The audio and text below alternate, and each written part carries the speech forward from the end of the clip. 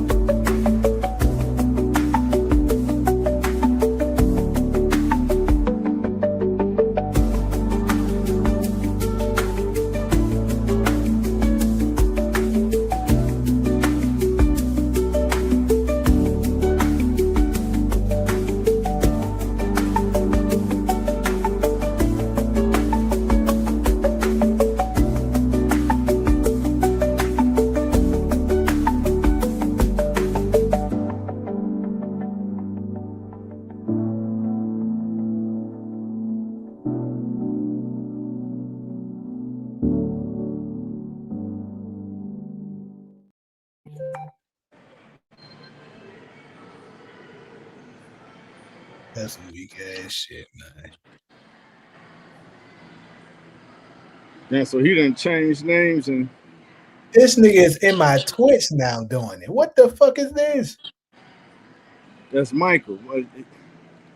Yeah, but he ain't never showed up on Twitch and Yeah, did it. He trolling right now. Apologize That's now. what Apologize. I mean, that's been going on for weeks. Nah, this been going on for months. Hey, and we stopped the Reparation Wednesday show almost a month ago, and he was doing it then. Dang. What up, TK? Shout out to TK all the way from Sacktown to the 8. 916 to the 678. What's good, TK? This nigga done went to the Twitch account and started. Shout out to the Sacktown. I got a homie up there in the Sacktown. What up, Hezekiah? Teague, what's going on, brothers? Feel good to be here. Happy to be back. Hope everybody had always Black Power every second day of the hour. Shout out to Double R out here in LA. That's his phrase. I ain't gonna just jack his phrase like that. Black Power every second of the hour. That's what Double R say from the reparation movement. I'm trying to find that shit too. Black Power every second minute of the hour.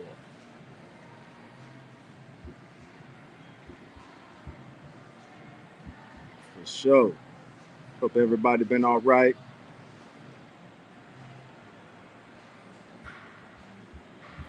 Talia was good. Talia. Cameron. Michael got you. Michael got to your Twitch. Yeah, Michael on one. Ugly ass Ninja TV. Damn.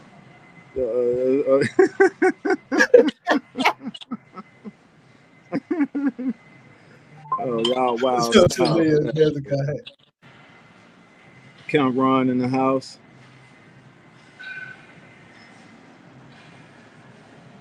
Yeah. Hello, we lost. This is crazy. What up, Kalon? We got some hot topics for y'all. Nah, come on back here. I couldn't hear y'all there first, so I had to go in and come back out. Are you getting a static? I think I heard feedback. Yeah. Michael do need a girlfriend. ASAP. He needs up. We gotta match make him. Match made in. Question. You still hear it? Mic check.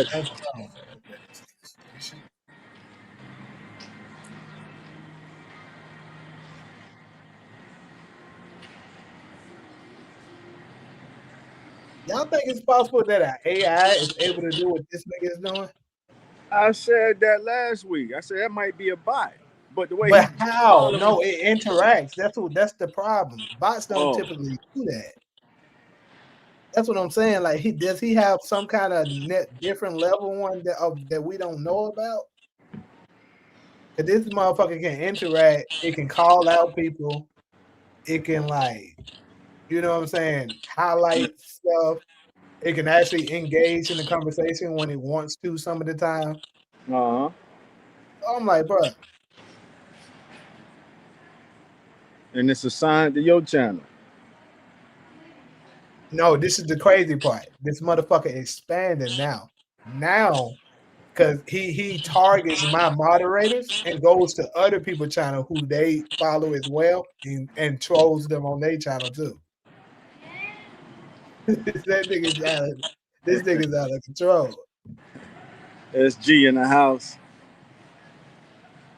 Let's see, Michael already got a boyfriend. Apologize, Hezekiah. Y'all hey, y'all trying to make this man suicidal now. TK talking about Michael already got a boyfriend. Apologize, Hezekiah. What's up, Nigga, Dan? you can fool me. SG, Daniel Berry Sports Highlights. Happy Sunday. Hello, everyone. Happy Sunday, Daniel Berry. What's up, Kelly? Michael called himself Jason now. Yeah, happy Sunday, everybody. All right. So I guess we got a good little amount up in here now. It's like 25 people in. We'll go ahead and start. Yeah, he definitely carried the movie, but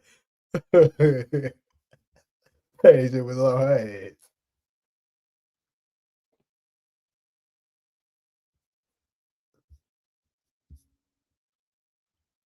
All right, so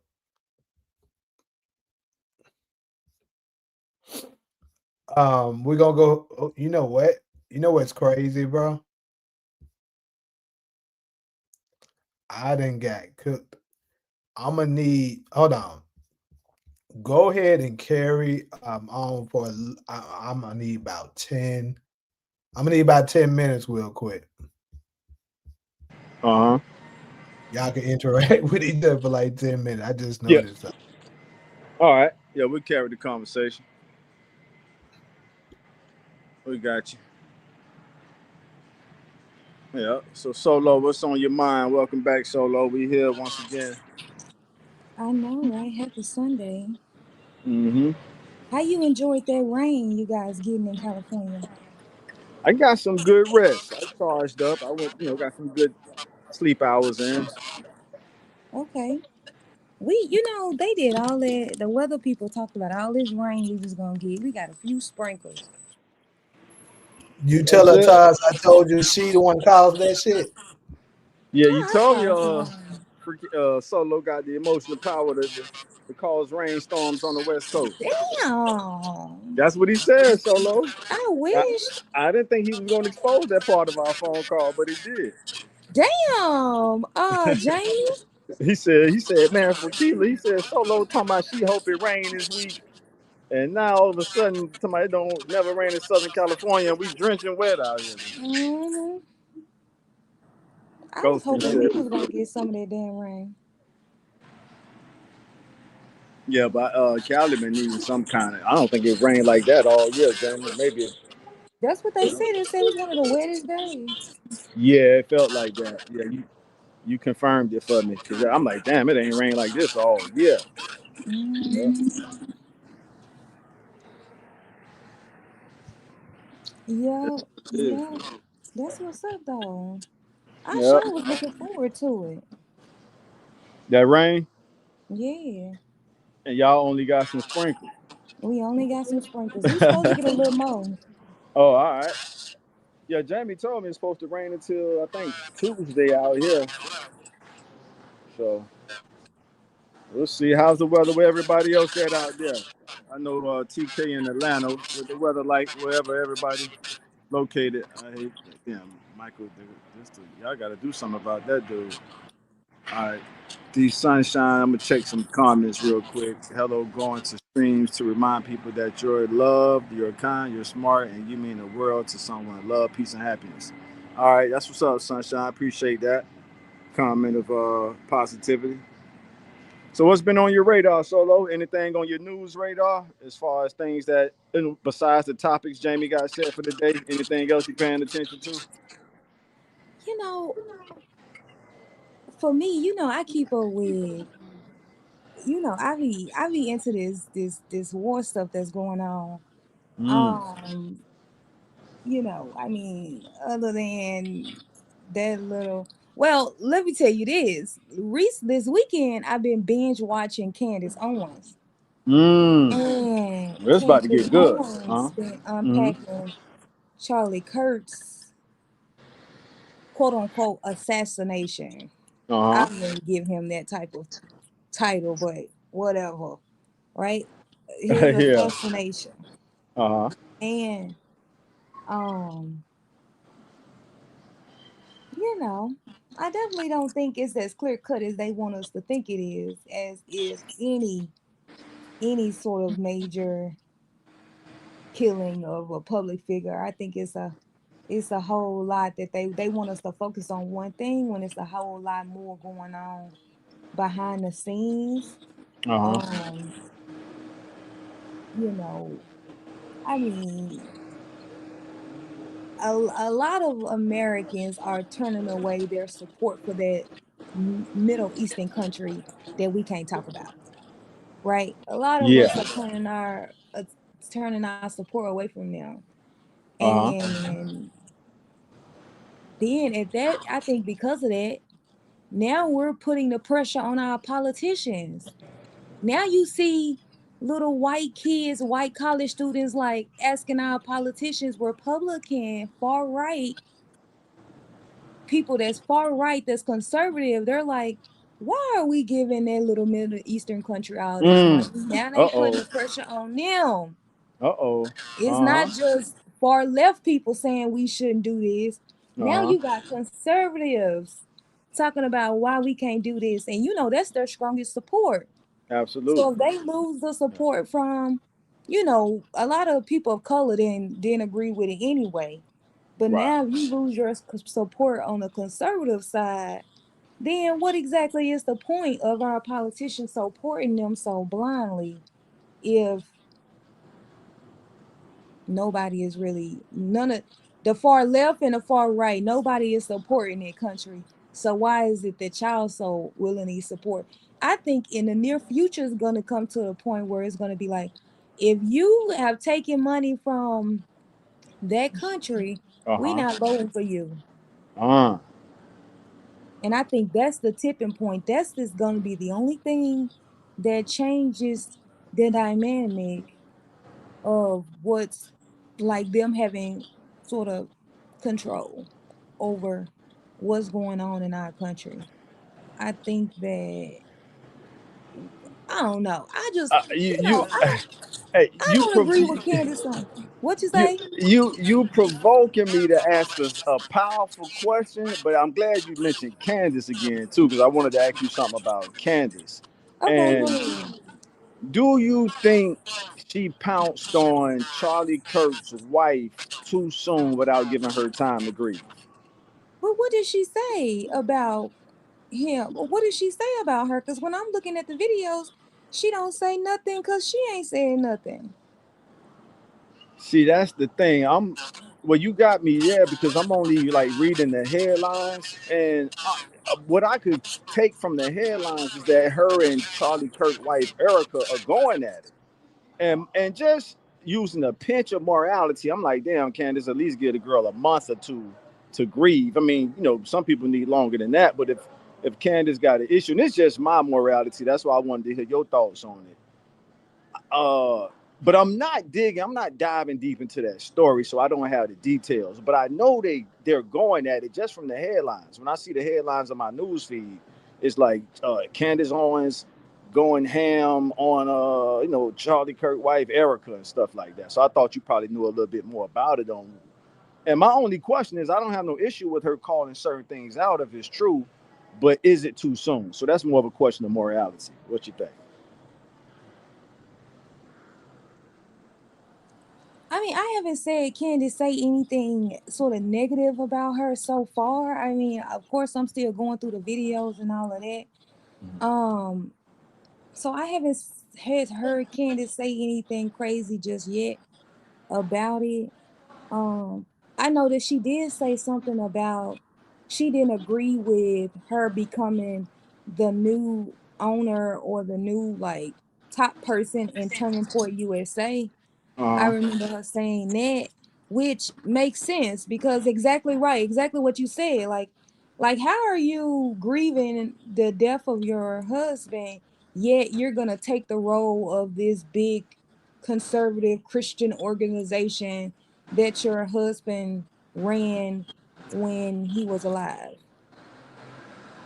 Ah, Like, you see, like, yeah. are you grieving it? So we can't attack you because you're grieving, but you're okay enough to start running his company instead of putting an interim person in. You gonna be the face of the country company then. So it's either are you grieving or you not grieving. That's interesting. Because, like you said, they after she took over, they've already announced they're going to do an alternative show for the Super Bowl to kind of go against the Latino performance with what's the guy named Bad Bunny. Bad Bunny. So that's interesting. I didn't look at it. That's why the conversation is good because I didn't look at it from that angle. So you're saying, hey, if you okay enough to make strong bold statements and like that, then it's fair You game to right yeah then. Shit. You right. You know what I shit mean? I mean, yeah. like, we a lot of times people like to use I like to it's very convenient. Shit is very convenient. I mean, I thought it was too soon for her to be doing uh a speech at his memorial. I mean maybe that's something I probably wouldn't have participated in, or I mean, I don't know. I mean, people grieve differently. True. I mean, It's I just I know Candace has risen to the ranks of this social media news space. So I was just curious to know, hey, is you doing that just to keep the momentum going, or is it you sincerely found something that they're doing in the Kirk's household that you need to air out the laundry? So that was kind of like, if it's I sincere, yeah. that's one thing. But if not, then it's hard for me to it's hard for me to give in to the clickbait if that's why you're doing it. That's all. Well, I think what Candace is doing and what they don't like is that a lot of people who were close to Kurt in his organization, Uh-huh. Interns Point USA, I Mm-hmm. think a lot of them have came out and spoke too soon, and Mm-hmm. she's carved out the lies. Like, Oh. she's like, that was a lie though. We have text message to screen, we got text message to prove that that was a lie. Like that, like for Ah. example, like somebody she was covering, they came out, they did an interview like a few days after he was killed. They was like, Uh-huh. he had unwavering support for that little Middle Eastern country that we can't talk about, right? Right. He says that Charlie Kirk supported him to the T, supported them to the T. And Uh-huh. then Candace got evidence where he was like, where Charlie Kirk was like, I mean, I want America first. Why are we putting them first when this should be America first? And so Right. what I think, this is just my opinion. Mm-hmm. I think the issue was that, and what may have big on the may allegedly, was that he was about to pull support from that little Middle Eastern country. Now imagine this big white conservative in America Mm-hmm. telling his fan That base of man said millions of it's people. probably a person in Pakistan getting paid $3 an hour to troll. My bad, yeah. So But Solo, you saying the most influential conservative, which he Yes. was getting ready to pivot away from that little Middle Eastern country we can't talk about. Yeah. Now imagine him going through college campuses, because that's what he was on a college tour. Yeah, prove me wrong. That was the name of it. That was Right. he. He was on a college campus telling his conservative followers stop supporting that little Middle Eastern country. Oh, You know that couldn't happen. that wasn't gonna happen. Yeah, that wasn't gonna That happen. can't happen. Damn, I didn't know that. I'm Cause glad we. that's why you Uh, gotta watch Candace. no, I'm I telling you, fucks with Candace. Candace. You got me saying it to the world. Now I actually fucks with Candace. I wouldn't bring her to the picnic, like the black community picnic with me because And I'm now she not gonna try to sure. bring her white husband. Hell It, no. it, it, you know what I mean? But I know we're still kind of we haven't really rolled out the welcome mat for her to come back yet, whether she cares or not. But I listen to her and I extract the stuff that she shares that's on point. You know what? It's a thin line between me and Candace. When we're talking about, hold up. Yeah.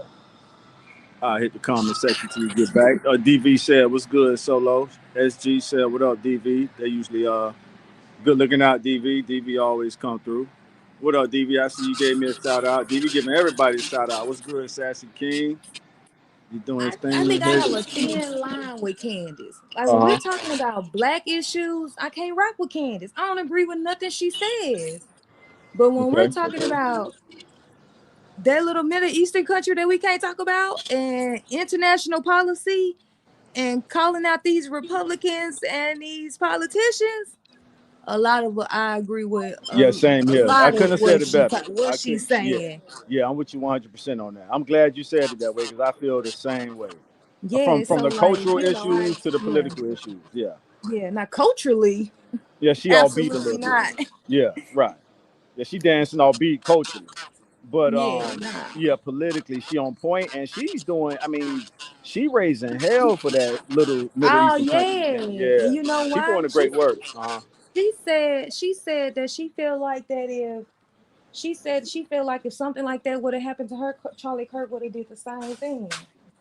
I He heard would they have was been close. trying to get to Yeah. the end or trying to get to the bottom of it. Some Yeah. people even went as far as saying they believe Charlie Kirk tapped that before he died. I didn't think you was gonna go there, Jamie, but somebody else brought that to my attention. I didn't want to. I didn't want you put it out there now. So, but Shit, you know me. I'm gonna say what they said. I'm no, saying what these I streets said. wouldn't. Hey, Jamie, you know my phrase. If we take this to Vegas, I wouldn't bet against it. But I don't. Hey, if we take this to Vegas, I wouldn't bet against because He I mean showed they. going real hard about that. And then Well, they on top started of out it, together, and the way she's banging for him, she's banging yeah, like a chick who yeah. been with him. Yeah, And we know that's her cup of tea already, because that's what her husband already, is.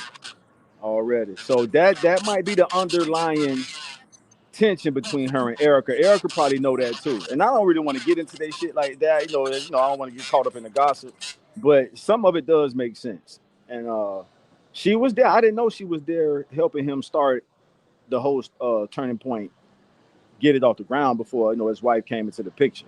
So yeah. All right, though. So let's go ahead and get started. I see a lot of them goddamn people left. Come y'all little glad back. I Anyways, read most of them except that last one DV just put up. You got it. yeah, this basically him talking about the Michael situation. Support 2026. He said Michael live rent free and support 2026 head because he thought a dude was Michael on another channel and it wasn't Michael. Michael got support game in 2026. Shook. Okay, so I would love to see a debate with Candace Owens and Jasmine Crockett. I was gonna read that one. What you think, Jamie? I don't think it's a challenge, but anyways, Wow, I thought I was gonna say heavyweight. You said it, so it's not a challenge for no, Candace. it's not. Now I know you're not a fan of Jasmine, but Jasmine do bring receipts. I think that'll be a heavyweight debate. All right. Jasmine bringing receipts. You might not like her personality, but when she's put her stuff out there, it's backed up. 90% is backed up by facts. And I That's think it. Jasmine Crockett would definitely win. I mean, I don't think Candace is as smart. Especially particularly it depends on the topics, but I definitely don't think Candace is just gonna wipe the floor with Not at all. Jasmine Crockett on Uh, anything. So I'm glad I went It first because depends Jamie on what think y'all talk about, what they talk about, like you said, but not really, bro. So what yeah, Because is I'm when it glad. comes to I'm certain topics, it's definitely easy to cook them. yeah, but Like when they were trying to politicians. talk about stupid crap, like, see, it's gonna make me go too deep. They're gonna get the channel flag. But it's No, don't topics get like the channel that, flag. Yeah. she's gonna Uh, easily cook her. the only space I know of that Jasmine is vulnerable is the immigration connection she has to the Not just immigration. immigration either. So she got more dirt on her face than immigration. Well, it's the things that she support. That's the problem.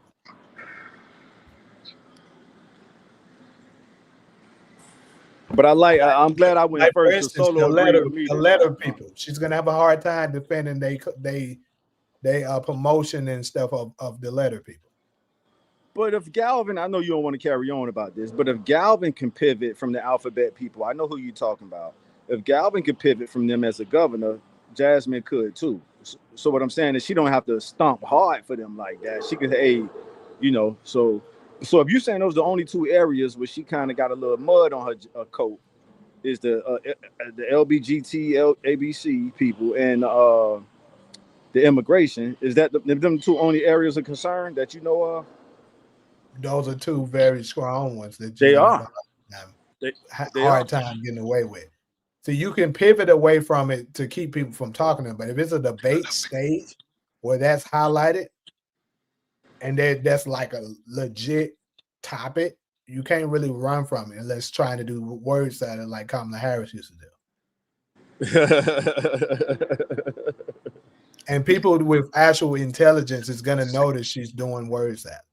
Yeah, I don't think. Yeah, Jasmine wouldn't. Yeah, I feel you on that. I don't think that'd be a good look for her to do a word salad. That hasn't been her style. But my point is, she's going to have to because there's really no way of defending it. Man, that's a whole show right there. You sure what y'all want to do? Yeah, we can't. It's up to you, Jamie. But that's you. I don't mind like intros being like this and stuff. We still gonna do the other ones. That's. But just to respond to DV question or whoever put it out there, I think you said it would be a walk in the park for Candace. I think it'd be a grudge match, and Solo kind of followed.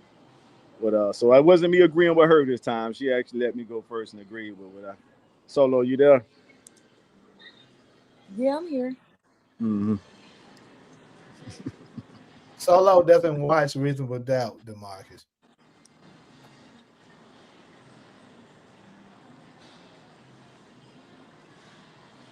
I would love. Okay, you read that one already. Sensitive ass snitching, supporting gaming. Yes, equals sassy asking. All right, off-topic question. Solo, what you think about Reasonable Doubt season 3? Or are you trying to pull Solo onto the Power universe? All right. I did not watch that trauma-filled television show. Yeah, I already answered Solo, what you watch, Solo? What show do you watch? I don't watch that much TV either. I don't watch. I mean, you know what? I really don't watch a lot of TV. I watch a lot of YouTube. And me too. That's independent crazy. Journalists, independent artists. See, my ass slick. I be watching the news all day. Slick. Same here. Oh man, don't let this might be my damn spirit sister, man. This girl here. We be on the same shit though. I just don't be in your corner like that, huh? Yeah. I be on the same shit, Solo. YouTube get way more of my attention than TV. Yeah. I think that's pretty much everybody now. Because everybody I talk to is fine. First of all, cable too expensive. Ain't nobody paying for cable. Right, exactly. Right. I hate the streaming services and stuff I got to keep up with. Shit. But most of the time I'm on YouTube too. Only time I turn on TV is when I'm watching a specific show that I cover. But other than that, I don't watch it either. Unfortunately, I do. Hezzy say, unfortunately, I do. UAN TV, who is the better attorney, Corey Cash or Davis McLean? Kind of hard to say. I mean, we got 4 seasons of Davis and McLean, and we only got, one of Corey. And he wasn't even, it's like he was the lead councilman, but wasn't at the same time.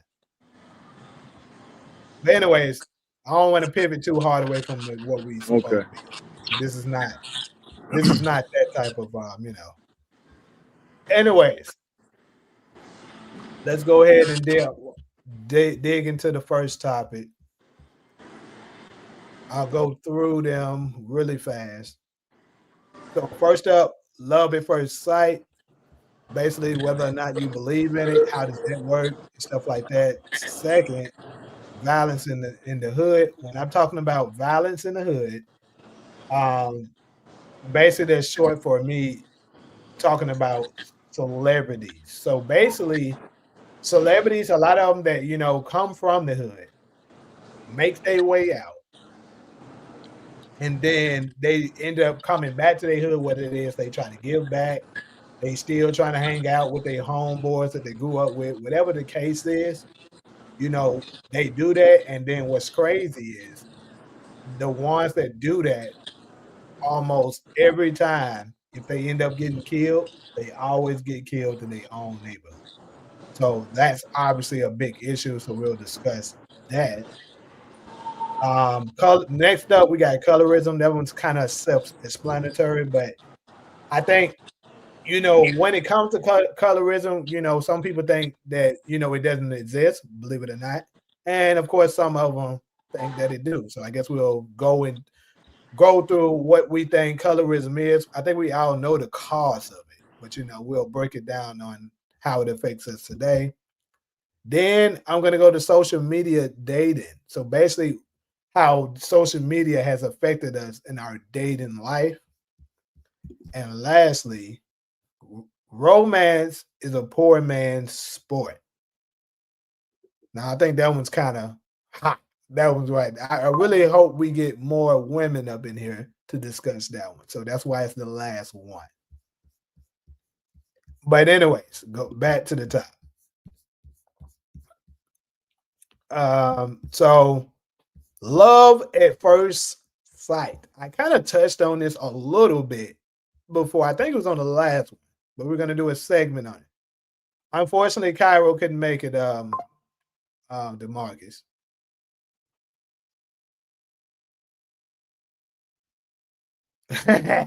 He said they should call it sprung at the first sight. So, love at first sight, people. I know a lot of people that comes up with this and says that they believe it, including my own mother. We actually had a conversation about this, like maybe last year sometime. She asked me, do I believe in it? And I told her, Mama, hell no. I didn't tell her that. But basically, I said no. Yeah. And she was like, why not? And I'm like, Ma, I just don't believe in it. Like, it's no such thing as you seeing somebody and just falling for them. That's bullshit. But I would love to open it up to everyone else and get your opinion on it and how this thing works. So, Talia, you said you experienced it once. Please explain. I would love to hear it. Because I'm going to go ahead and just let y'all know my answer is no, that shit does not exist. It's not real. That is some Disney bullshit that has came up and we fell for it. Matter of fact, I'm going to turn to a black Charlie Kirk right now. Prove me wrong. Shit. Prove him wrong. Black Charlie. We got the Black Charlie Kirk, y'all. Go ahead, Joe. Ty, so let me go ahead and ask you since you're talking. Does that shit exist? Yeah, I'll give you a straight answer. I'll be a straight shooter. Yes. And if we take it literal, love at first sight. That's the key word, sight. So we ain't talking character. We ain't talking personality. We talking about falling in love with what you see. And like you said, I touched on it a little bit last Sunday. I can't even find the right word, but every experience I've had of it has been with a woman from our culture. I haven't experienced love at first sight outside of Black women of America. You know what I'm saying? Well, I see, and it's attractive women from every human race group. But every time I've experienced love at first sight, it'll be a girl who I see, and it could be a situation where this is gonna be a one and done. You'll never see this girl again. It could be an airport, wherever. And you're like, damn, that's a bad one. That's what they call them, baddies. And it's a fleeting moment. And then when that moment evaporates, that's it. All you got is the memory. Really so I believe love at first sight. Huh? But I was just saying, but can you say that's really love at first? Hell yeah, because the key word is sight. Maybe we should put. Go ahead and ask this question real quick. Okay. Are we speaking of the same thing as in love, or is just like you talking about like in love at first sight? I don't think it exists. in love do change the dynamics, and I don't like to compare people to objects. But for this, I don't want to waste time trying to think of a better analogy. But this is used cars. We see cars that it's like, hey, damn, you in love with the car. If you had the money, you would go buy that car regardless if it's the most expensive or not. So I think that's what they mean by the love at first sight. It's superficial. It's surface based. It's sight only. What you see, you don't know a thing about this person, but you in love. So I guess you can't put the word in there. You in love with what you see.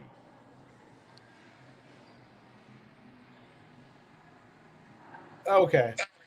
You kind of change a little bit, but I'm still gonna stick with my thing with that shit don't exist. And let's see. So far, DeMarcus said love at first sight is a fantasy. I agree. That's Disney as hell. And Takari says that's lust at first sight. We should define love first. He basically hit it right on the nail. Exactly what I was thinking. I think it's lust at first sight. That's the reason why I said let's go ahead and get our definition of but love. I got something for you and DV. People don't lust at beauty, bro. You don't lust at beauty. You lust at sexy. You lust if a chick is sexy. You don't lust when a chick is just pretty beautiful. So that I want to put that, I'm a little nerdy. I can get a little nerdy on y'all now. So that's the science. I ain't gonna lie. I'm gonna try to. I try to keep it. Keep it 100. I don't just say shit to win an argument, and I gotta agree with you to agree with that. You don't lust that beauty. I'm gonna get a little more graphic for y'all. A man nature doesn't rise, and I can't speak for every man on earth, of course not. But a sexy woman makes our nature rise. Not necessarily a pretty face is the point I'm making. Now a chick could have like some lips that could be sexy. So that's different. Whether if you think the duck lips are sexy or not, but I think they do the duck lips for a sex appeal. But I'm just talking a pretty cute face. You won't lust at that. You will be looking at that like art. You'd be like, damn, that's a pretty, a pretty lady, a pretty woman. So you don't lust at beauty. That's not love. That's infatuation with looks.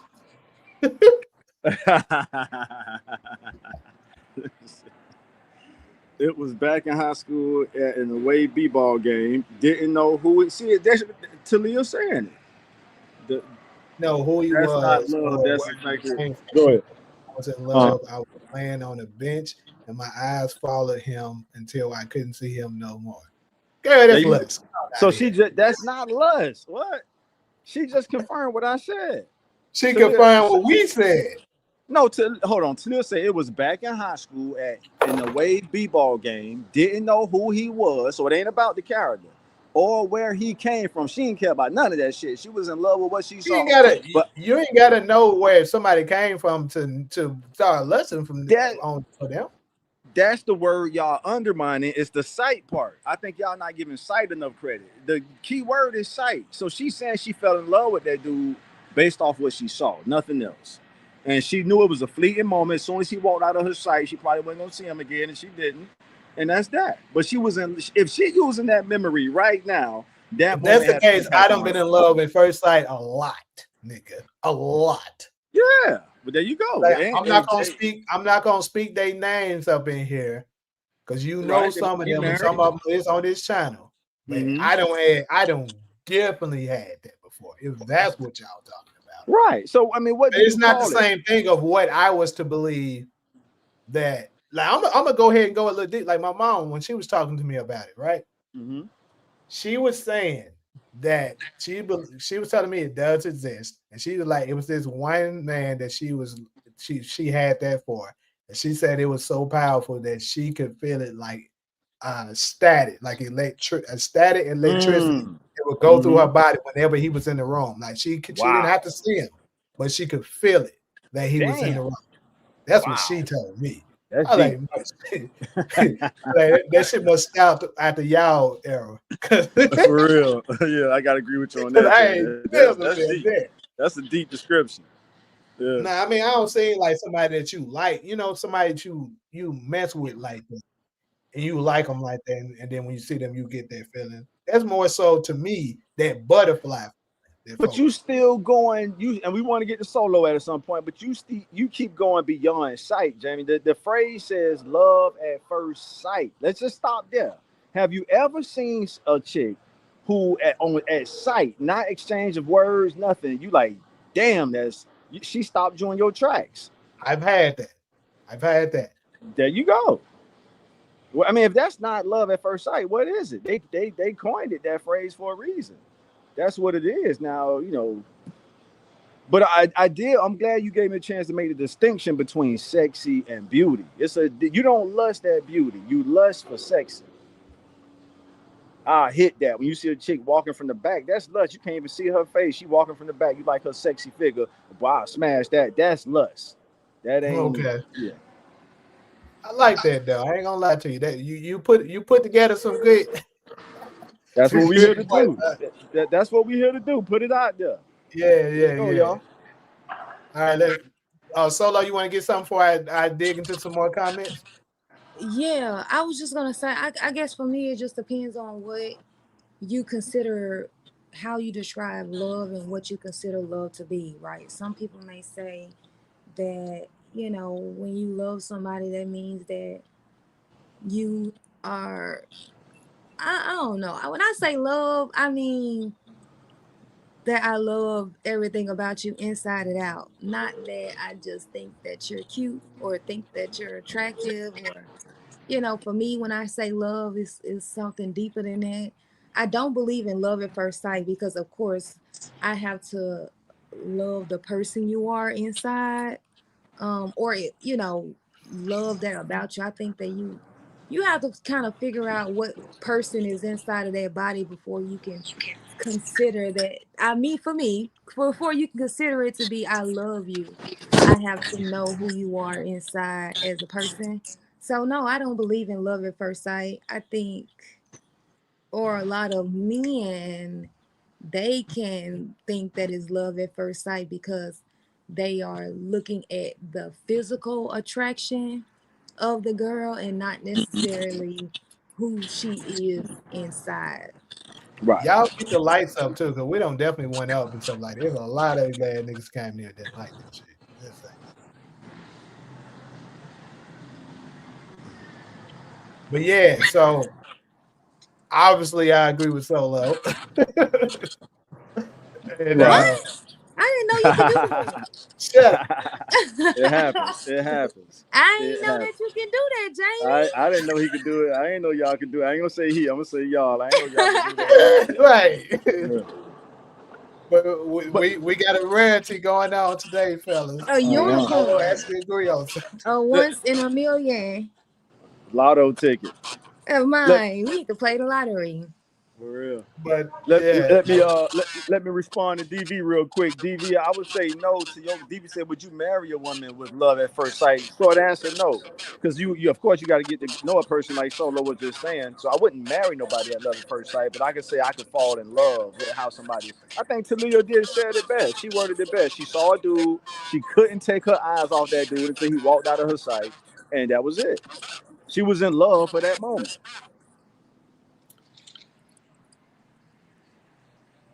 all right, so when the prince saw Cinderella at the ball, that was love at first sight. That was some Disney. So thank you, Solo. I was about to say that next. That's some Disney shit. She said it before I got to say it. That was some Disney bullshit. Oh, boy. All right, we got more comments though. There was a lot of comments came in. All right, so he said lust and love is different. Let me see. What's the last one? Not about to let him clog up the chat today. John 15 and 13. My boy Takari, I always come with them scriptures. There is no greater love than to lay down one's life for one's friends. So basically, if you willing to put your life on the line for someone, y'all gonna do that for somebody you just met? Nah. So it ain't no such thing as love at first sight. No, but y'all going deeper than sight. That's the part y'all keep going deep. Y'all diving deep. Sight is shallow. Sight is hella shallow. But that's the phrase. I'm being a little literal here now. That the phrase is love at first sight, not character, personality, morals, principles. You're right. Yes, I would say biblically that it's possible for love at first sight. If we define love as seek the absolute best for. I don't think that's biblical. I just think that's how they dated. Like if you look at the old times, the way they dated was, let me introduce you, let me have y'all have a dance, and then y'all engaged and y'all married. Y'all never seen Pride and Prejudice? I haven't. Never seen that? Not yet. It's that's how they used to date back then. This nigga Branford said, I fall in love with people who apologize to me. I saw that. So he got. I don't think he's AI then, because that I don't think told AI him he can can't do be that. a bot, but this is a real person. Yeah, AI can't do that. Hey, shout out to Branford for that one. That one made me laugh too. I didn't laugh out loud. I said, this nigga crazy. That nigga said, I fall in love with people who apologize. I said, oh shit. Talia said, Talia wants to read her. All right. Yes, I had that too. I would know when he was close to me without seeing him. Damn. She said, I would know when he wasn't coming. Damn. While I was sitting on the bus, I could just feel it. That's crazy. I gotta call my mama tomorrow and find out, is this a woman thing? Yeah, I was about to say that. You beat me to it. That's the intuition. Maybe that's that woman intuition shit y'all be talking about. Yeah, it got to be. No. It got to be. My mama said that. I'm telling you.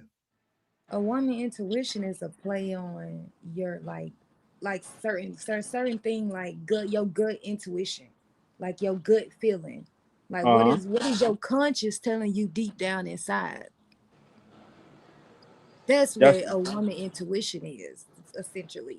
And it's not like, I don't think it's just on women. I think men have that ability too, if they were to think, listen to their conscious, like when they see signs. I mean, it's sort of like, how many red flags are you going to ignore before you realize this what it is? So it's like, if I'm showing you this, I show you this on this date, I show you that I'm cheap on this date, I show you I'm cheap on this day, and I show you that I'm cheap on this day, your intuition is going to be telling you this man is cheap. Yeah. Repetition. That's it. What we missing out on one of Talia's comment? Yeah, I caught that too. Talia want all her comments read. And I usually catch her comments, but they coming in. It's because what's happening is when Michael be slamming us with those spams, it'll go through so fast we don't see it. The next week, I saw him at school, and it took the whole year for me to talk to him. It was the summertime when I finally did. He was 14, I was 17, and didn't give not one cup. She say she loves him exactly till this day. Damn, that's deep. So what was it exactly did she love about him? I mean, because it has to be his physical attraction. I mean, her physical attraction to him. If she hadn't spoke to him, right. You cooking, Solo. You cooking.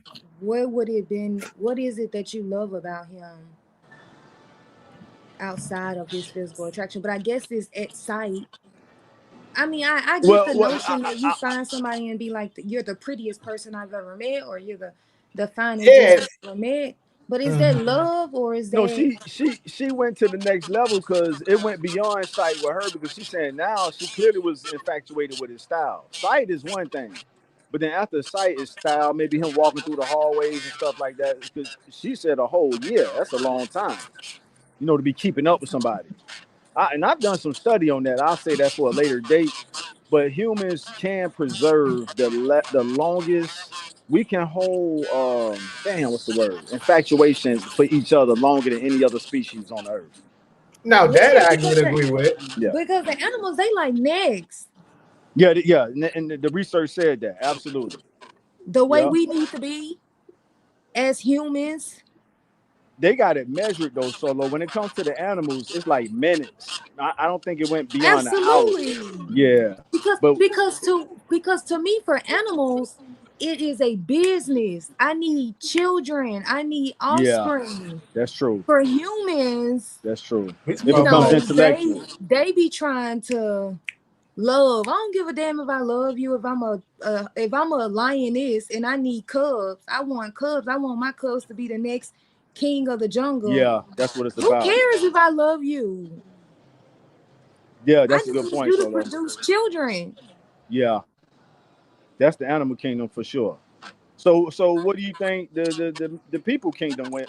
Where we went too far? Where we went a bridge too far at? That's definitely the animal When you kingdom. trying to love somebody, who cares if you love this person? This is a business. Marriage is a Even on a business. human level, that's interesting. You saying even Absolutely. though Absolutely. It is a business. that's Love will interesting, Solo. come. Yeah, Look, love will come. and it I does. don't. You know what's crazy? I don't disagree, but I just think that doesn't match with the way. That's why divorce rates are very high. Because of Cause the you other trying to way. Yeah, cause people. people put love on top of everything. Yeah, Oh, I No, love yeah. him. I'm not Well, gonna say love. what about the fact that he or she treats you bad? What about the fact that they keep cheating? What about the fact that he can't provide for you, or she can't, or she ain't got nothing going? What about the fact that Yeah, everybody that wants yeah, yeah, and this isn't a good business partner. right. We're That's gonna get further into what I was gonna talk about when we get to that social media part. all right. All Okay. right, cool. But yeah, I agree with some of that and I disagree with some of that. But let me read catch up on this. She said it wasn't his style. He had on the warm-ups because he was a He was a boss. barber. It was his This is energy, aura, already your admitted. edit, and yeah, his face and smooth chocolate skin and fine curly hair. Plus, he's 6'4". She getting it all out. This Typical shit that I be talking about. That's the But hey, physical, but that's the physical that's though. physical. that is. It is. It is. Mm-hmm. It, and but if we can connect the dots before we move on to the next segment, all the dots could be connected. So to fall in love with somebody physically first, but don't pay attention to what Solo is saying about all the what they call them red flags, then that's the person's that's self-inflicted. That person brought that on themselves for ignoring the red flags. But my research say romantic love will do that to a person. It'll make you only focus on the things you like and sweep aside everything else about it. And that's why they say love is blind. I'll leave it there. Lust is like you're hot. Let's do Right. bedroom. Love is like I like your face. I want Thank to you. I said that. make you soup when you're sick and sick shit. I think that's a good comment, Brad. Shout out to Brad. I don't know if you heard me say that earlier, but I said part of that earlier. Yeah, lust and yeah. That's it. Cheap viewers.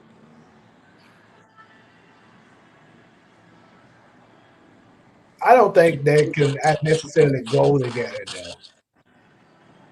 I'm gonna have to challenge. Hezekiah say Talia having a relapse. Yeah, that's what I said, Hezekiah. That's Hezekiah crazy. said She Talia said that having a she can be with relapse. anybody. Y'all see this shit? I She saw said that. she can be Yes, with anybody. If he called, I'm on my way. That's that's crazy. if she get that from a song. No, that's a song that I don't give a damn. She's saying it too. yeah, no, she's saying it. But yeah, that is crazy though. Now that's kind of to what Solo was saying. You wiping away all logic, all reasoning. I gonna throw me in there. No, Nah, you said it though. Oh, you made that's a a good lot of our point. women these days. Logic these days though. They do Yeah, that Now, shit. how did she turn into all our women? I say a lot of these women. This is the truth. That's why Maybe ain't they'll nobody put showing us something better. they'll put a lot of the looks and the love they have because of their looks over all of that. I'm just saying. I'm not even saying that it's wrong. I'm just saying that's how most of them typically think. And as men, you only can lower, you can only try to even the playing field by making yourself attractive in other ways. What up, Ali? Is you froze? Who, me? No, Taj, he froze. Mm. I don't have the capacity for lust. Doesn't exist in me. I do have the ability to love, though. I mean, that's good for you. I ain't gonna lie to you. Do you know the difference? A I mean, beautiful face love is doesn't make a like I. man want to smash. It makes them want to marry her. I mean, he's right about that. See, I know a lot of dudes that, like, for instance, I ain't gonna throw him under the bus. One of my friends, I'm gonna say it. One of my friends, like, he almost acts as if you can't be attractive unless you got a butt. And I'd be like, nigga, no. Like, for me, I'm a face guy. I'm a face card guy. The butt and the, and boobs and all that, that's a plus. But certain dudes think like you ain't that they won't even look at you like that if you don't have it. And I think that Yeah. I do think that's more so lustful. But Well, yeah, I mean, ultimately, I feel like you being, and I'm gonna address a comment in here. You being attracted to someone, I would hope that it would be more than the physical attraction is just a bonus. Because to be honest, it's guys in the world that I don't think is attractive. Maybe on a scale of 1 to 10, they like a 5 or they like a 4. But if he's treating you nice and he's doing right by you and he cleans up well, like he not like no, like he's like what you call it? What you call it when you clean up well? What Well you do? grown. What you grown? That's I was like, Yeah, what you do with grown. dogs? That's what I was about to say. If he's well Damn. groomed, don't Go let him ahead. have some style for himself, like some swag. Yeah. Like he's not gonna have a problem getting girls if he's treating them right and he's well groomed. Like Okay. it's don't let him be funny. Like I to me, it ain't always been about them being cute. Like they don't necessarily have to be cute because once you start liking them, they're gonna become cute. They're gonna be the That's finest true. person in the world Yeah. that's to both you. ways. I agree with that. That's both Yeah. ways. Research show that. Research show that. For Yeah. women, if she, you know, is really nice, she caters to the things that she know you need. She's supportive. She's gonna naturally start looking better to you. I'm describing Michael Blackston. You the one that you the one who wrote the comment. Look at the No, I comment. think I think that person talking to Talia, if I'm not mistaken. Oh, okay, Because okay, okay. Talia said something about the dude being tall, dark, and 6'4" or something like that. I don't think Michael Oh Blackston my 6'4", God. but yeah, But we'll he's the find one that out. made the comment. A beautiful face don't make a man want to smash. It makes them want to marry her. I think I, that is a huge problem. the married part is a problem. And what else? Let me, because I kind of agree with that, Solo. So what part of that is the problem? To me, first of all, a beautiful face, if that did want to make you smash, because I think that you should only be having sex with someone that you're in a serious committed relationship with and then you Uh huh. plan on marrying, if not already married. I Hmm. don't I don't agree with this casual sexual relationships that's going on now in our community where y'all not in a relationship, y'all don't go on dates, y'all don't do anything but text, can I slide through? So I don't agree with just casually having sex with somebody because they want to have sex. So That's I'm just wrong not for my what I'm style. about to do when I get off. So anyway, but then it says a beautiful face don't make her want to smash, right? So maybe she just because she cute, that don't make me want to have sex with her, but that makes me want to marry her. I wouldn't go that far, but she does. So Talia, let me say this. Who was it that left that comment? Um, we addressed that already. That so we won't be redundant with that. What he's saying is a pretty face doesn't make you want to smash. I said that earlier, right, Jamie? Yeah, yeah. It's more of an art thing. It's like you looking at you are mesmerized by the art of a pretty face, opposed to a sexy body that'll make you want to smash. So we hit that horse more than enough. We can move on from that. I'm But I gonna did want address to get your that take really on quick that. though. Uh, I think what Solo gotta see is that men and women don't think alike. That's Men are very visual.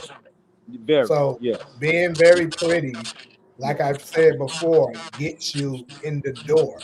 yeah, It's automatically gonna get you in the door. All that's left after that, for the most part, oh, she's supportive, she listens and cooperative, she got a ring. It's that simple yeah, for me.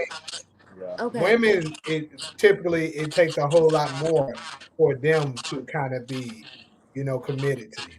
Okay. Can I jump in real quick, Sure, Tom, go Mm-hmm. ahead. in Mm-hmm. response to that?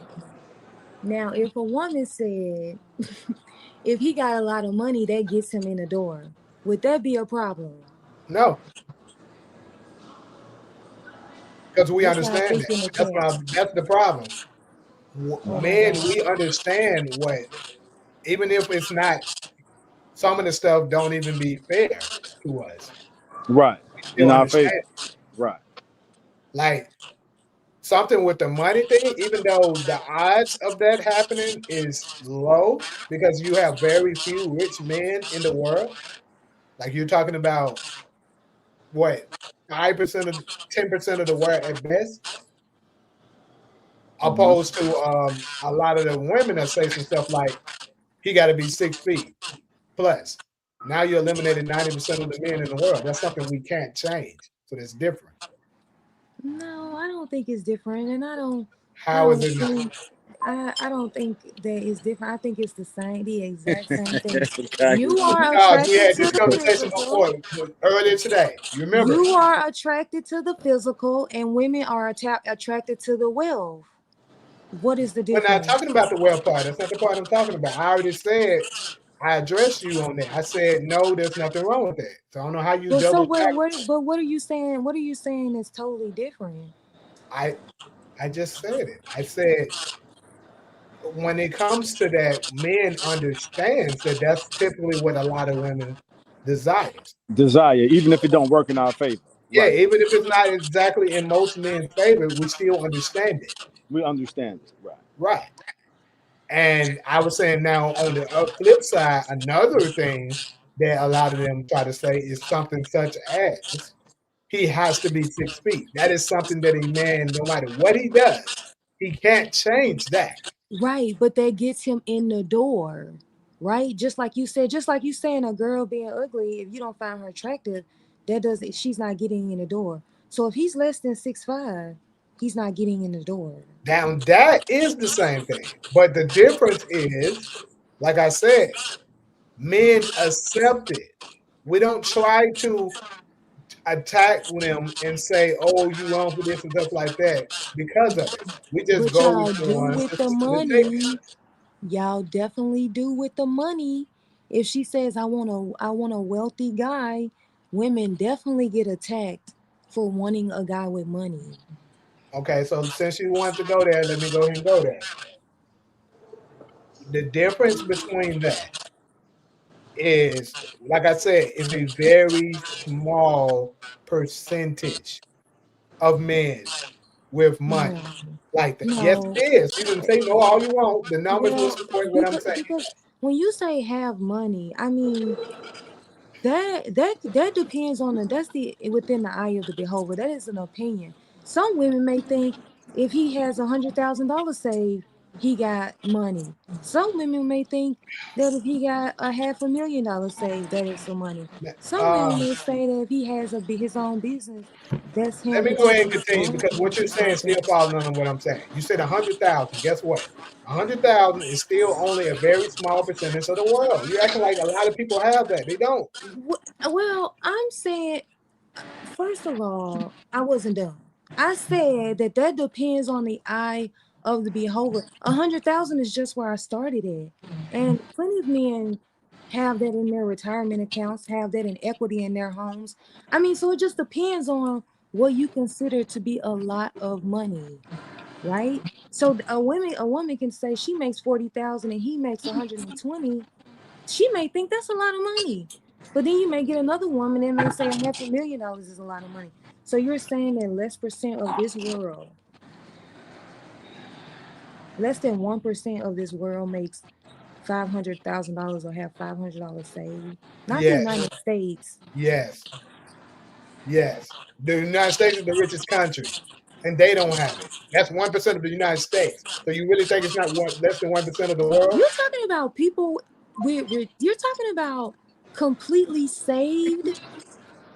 No, I am talking about people who make No, 500 grand or no. more. I agree. I'm not talking about that either. I'm talking about in wealth. Completely. That is not. You know they don't help your case, right? No, it does help my case, because if I have $200,000 saved in a retirement account, if I have a pension, that's money. Or say, for example, he doesn't have money, but he has a good job making $32 an hour. That's money. That's wealth. Well, I'm gonna move on, because I think that the goalpost has been moved like all the time. So let's just go back to the original question. Like I Well, said, I didn't get to get out my entire point to make the example anyway. I'll let you bring it up. the point that I was making was that women are criticized heavily for wanting a man with money, but men who want a girl with a pretty face or a nice butt or a nice body, do they get criticized for that, or is that the standard in y'all community? Once again, I'm going to say it again. For the most part, men accept that women want certain things. They don't try to. Like I said, the money situation is a little different, because we're No, just it's telling. not. Can I get done, bro? No, it's not. It's not. There's not a difference. It's the It exact is. If same you let me thing. explain, you'll see But how it's women are different. You want to told keep gold talking? diggers. Let me get done, and then maybe you'll see how it's different. No, I don't. You've already said the same thing. No, to I me haven't. You over and cut me over out before I got and over. finished. Like, I don't want to hear your All right, point. It don't matter. I'm gonna say it. comment, commercial break. Comment, commercial break, y'all. We gotta Because do a this is the commercial break. thing. The difference between the two is you're talking about something that's a very small percentage of men. That is what the difference is.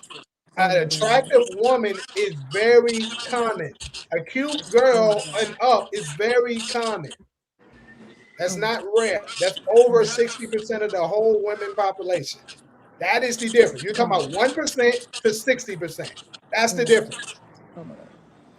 Talia, see this is a stream she should have been on. So now we know what her topic is. So we got you, Talia. Talia could replace Yeah, I ain't gonna Cairo. stop you from coming on now. If you want, I'll drop the link. Talia, But what I'm saying is, yeah. it's a massive difference. We can move on now if you want to, but that's the difference. Yeah. All right, commercial break in the comment section. All right, let's catch up on some comments. Let's see. I saw Hezekiah drop a good one. Shout out to All In. I see All In. This coach to make the OnlyFans girl the wife now. There's a difference between a trophy wife and seeing something thick that you wouldn't mind checking off the list. A man might smash a woman on OnlyFans, but he's not going to marry her. That's PK. We desire wealth. That's All In speaking for the ladies. All In say that's her preference. Animals don't know the difference between love or lust. SG. Hezekiah said this conversation definitely became love versus lust. On that note, let's move on. Hezekiah said this conversation definitely became love versus lust. Let's go, y'all. You went through all of them? I don't think so. Once I got to that, I was like, we could probably.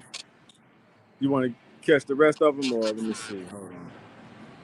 Well, no, it's one in there. She said she moved the goalposts on the original topic. I think we've been past the original topic though.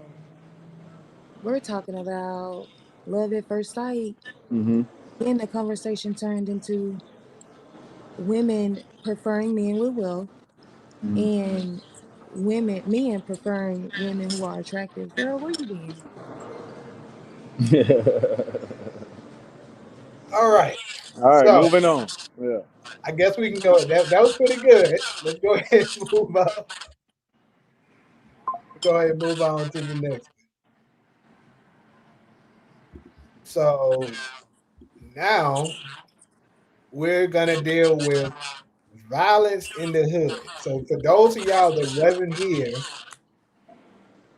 when I first described this topic, pretty much what I'm talking about here is, you know how I think in our community, a lot of the times people complain about, like, people want to just, once they get on, they get their money, they forget about the hood. But a lot of rebuttals to that would be people saying, well, when people do try to come back to the hood, y'all start hating, jealousy and envy start to surface, and you end up like, let's go ahead and just name a few: Nipsey Hussle, Young Dolph. Who's some more? It's a lot. It's a couple of them. Man, it's Got yeah, in it's their so many. own Those movement. the biggest names. Yeah, you got the dude out of Dallas, Mo3, I think. Yeah, Yeah, man, you got Mo3. I got some little homies. They not nationwide known, but they wiped out a whole generation of rappers where I'm from. So yeah, it got so bad people stopped counting, bro. Like, so you got the famous names, but it's a damn what's the word, epidemic at this point. Yeah. Yeah. So, well, Kay, we just got through speaking on whether or not love at first sight is a true thing, or is that just a fantasy. So that's what you just missed, and it kind of got mixed up in a couple things, but still in that same range. Now we're talking on whether or not, um, whether or not you feel rich celebrities or people who just in general that ends up becoming very successful and move out of the hood, whether they should still deal with the hood, or is there a way that they can still be among their neighborhood and not worry about being later on assassinated in their own neighborhood. A lot of time when it do happen, it happens to by somebody that's close to them in their neighborhood that where they're from. Say So so P. TK put Say So P out of Memphis. That's another one. It's man, the list so long. All of them just not famous. Huh?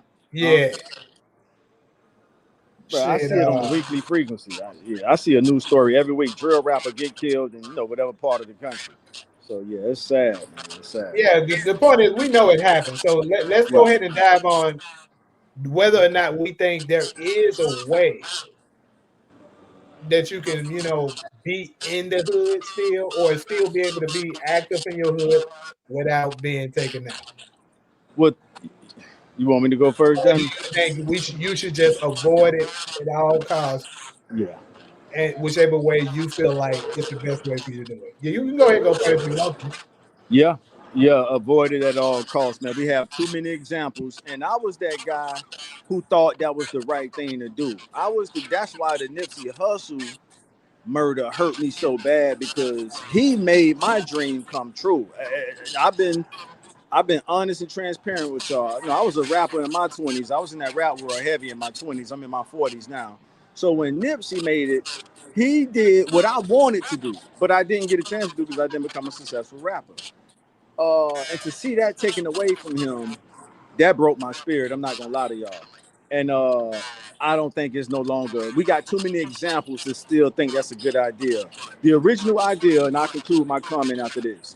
The original idea was to stick around for inspiration and to motivate the people that's in your community. Hey, if I could do it, and I'm from where you from, and I'm still here showing you how to keep it hood, you could do it. That was the whole concept of it. And then when we started losing rappers from New York to LA to Miami to Memphis to Chicago and everywhere else, I mean, you got, I don't think it's no longer a good idea.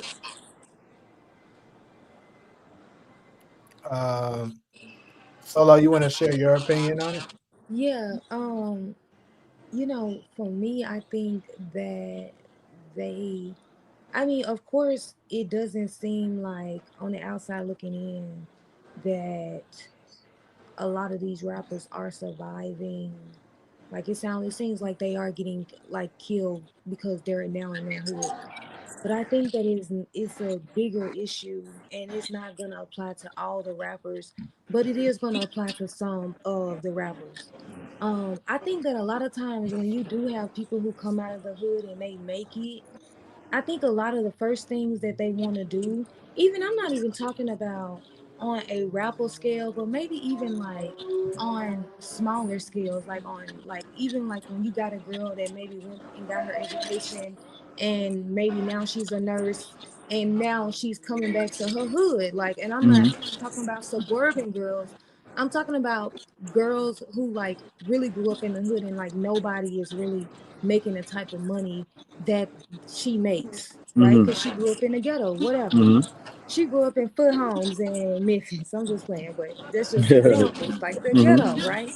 Yeah. So like I feel like a lot of times when we go out and make it and make a certain caliber of money, a lot of times we like to come back as as specifically as black people, we like to come back and stunt on people Mm. who live in our hoods now, Mm. right? So in on a rapper scale it's real bad because not only are you stunting in my face, not only are you stunting online, you know, you got stacks of money, you got all these chains, you riding around in this nice car, you're stunning to me that you got all this money, right?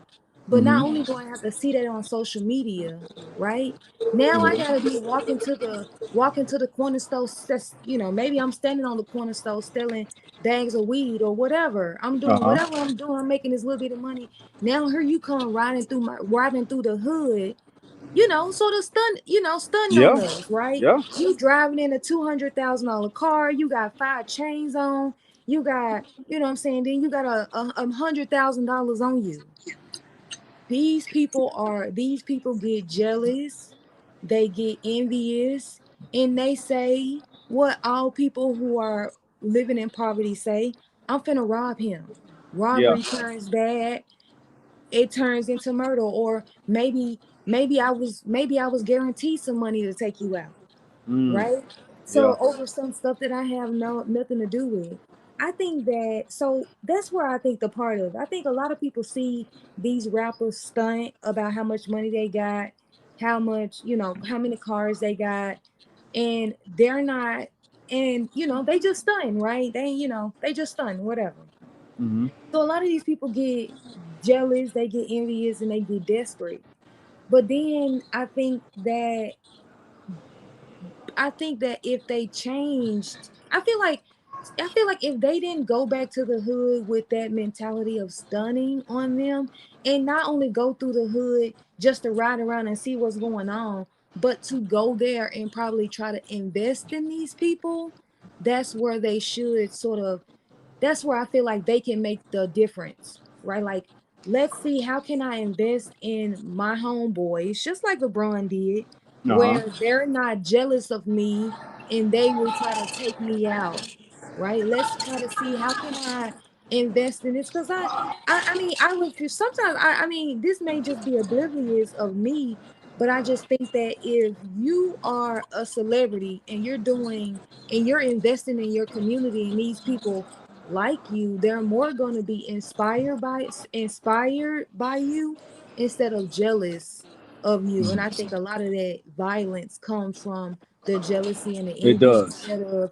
it being like, damn, I wish I could do the things that you've Right. done. Let me work on this. Let me ask Uh-huh. you for help. You know, a lot of times it's jealousy, Yeah. and so that turns into violence. So Mm-hmm. I think that if they redirected the way I really, if they changed the way they came back to the hood, that they would get a different response from the hood. So that's my opinion. You know, I actually agree with a lot of the stuff you said, Polo. So I'm gonna say this though. I do think there is a way that you can still be very active in the hood, and it's actually quite simple if you think about it. The problem with this situation, if you pay attention to what all of them got in common, all of these niggas was active in the hood and they were like active gang members. Now, I think if you are a gang member, formerly or currently, you can't. Because you're always gonna have that somebody. It goes by. It's like that song Tupac said on this song Changes. You know, at the very end, the last verse, he said, "And I always got to worry about the payback. Some buck that I roughed up way Way back. after all these All years. them years. Rat, tat, Rat, tat, tat, tat, tat, tat. tat, That's the tat. way it That's is. the way it is. That's cold. That's gonna be a factor for you if you had that going on.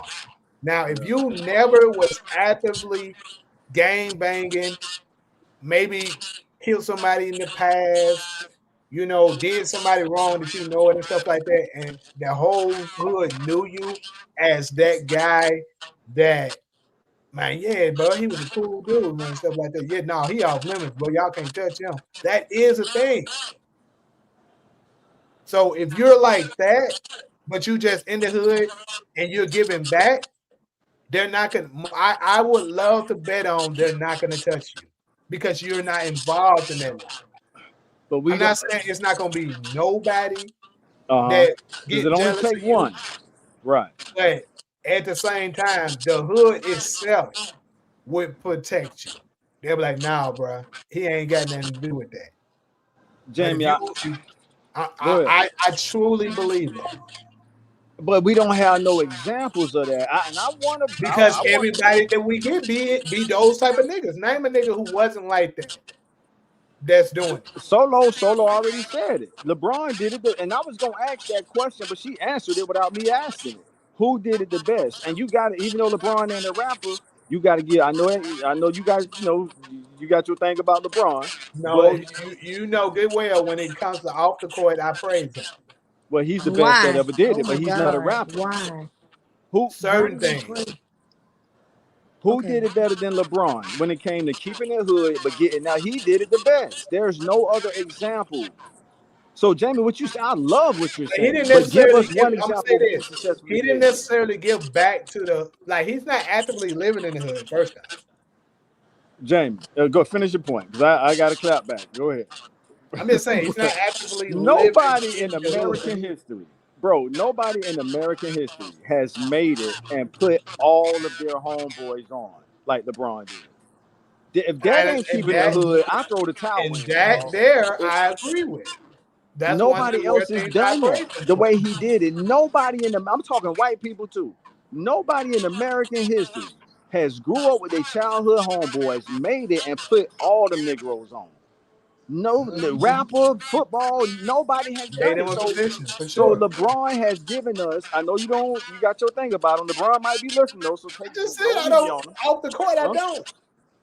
You did say that, but so this is my last point on it. I think he gave us the best example, bro. I think LeBron gave us the off the court. LeBron gave us the best example of how that man is from the projects of Cleveland. Don't leave that out. LeBron is from the projects of Cleveland. No, Akron. I'm sorry, he's from Akron.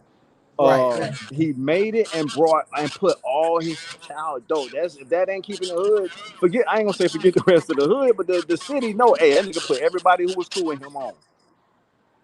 Come on, that's it. But see, look, that's the thing. LeBron is pretty much proving my point. Because I would like to say that LeBron can go back to his hood and stay there if he wanted to, but he don't. Why? Because he grew up in the hood. Right. He knows those parts. And he was never an active gangbanger pushing drugs and stuff like that. So they ain't gonna touch him. He ain't involved. But he still. Is it wise? Because going back to the original question, and I love this topic. Going back to the original question, is it wise for him to go back? Jamie, I shared this to you in a private conversation. I think he invested. Solo. He put the I Promise Club, I Promise School there. The school don't get me started on that school, Taj. You don't. It's a start, Solo. Go ahead. Please. I ain't gonna lie, man. Solo gonna cook you together with that one. Put me on the grill. So pull out the seasoning. Go ahead. Oh my God! Do not make me Pull it. Do not make a Solo. I think he Nobody was in on that black school solo. too. Solo. Name somebody. I was gonna say Black American history. I'm gonna say American history. Name somebody who made it, went back to their city and built. Even if it's a charter school, which means you using No, private and public. no, it's a public school. He don't control the curriculum. He don't control nothing for that school. And All he he didn't put even is put the that much money money. into it either. Folks don't know that. It's a He only put money into it, and then he went in there and hired white teachers. So how did And that it's white teachers benefit? teaching them, and the And curriculum, it's white and teachers. they're So failing. how did black people benefit from that school and they failing? Of course, though, when you leave black children to be taught by white women, that's the same thing. This is the same problem with public school. yeah. LeBron in that school did not make a systematic change to the education system. So He it's not don't a. build a curriculum. Mhm. He didn't hire white teachers, and he didn't hire them to do exactly what they're doing in public school, to miseducate them. And So they that's not a charter. failing. So LeBron school is an all public school, not It charter. is a public school, but charter Oh schools are public schools no, too. it's a hybrid. Charter schools are a hybrid of public and private money. So the ruling could be a little different, like Montessori schools and all that. I'm familiar with a few of them. LeBron school is public as Yeah, hell, my high and school now is a charter. it would have been different if he would have hired, like, if this would have been a full, if he was in that jump discriminating, but he not. So damn. I mean, that's the case. I mean, it's still. I mean, so They slapped his name on it. that's what I don't want to even mention his name. I was gonna say And the look, president. Uh huh. and I'm scared to say. I want to know if LeBron got a tax credit for it. He probably did, Mm, I'm but certain he did. but mm, the. All right, solo time. mm, I mean, I'm just mm. saying, you the one put it out there. Mm, Listen, y'all. mm. So to Solo and Jay, like, do y'all value motivation and inspiration? Absolutely not. That's the church. Damn, she said that's the church. Else I value Ain't that a money and fact? Hey, that's sacrifice. exactly what the church there for. Money and That's exactly what sacrifice. they That do. is That's it. precisely what they do. I'm Yeah. so sick of my people being sold on hope and Exactly. mm-mm, mm-mm. So him going, let me get this straight before we move on. So this man making it, putting his homeboys on. So Solo, you saying he went wrong when he got to the school part and he allowed it to be a full public, which he doesn't have no control over the curriculum. And But what else has he he done? He did a this is huh? what else has he done other than the school?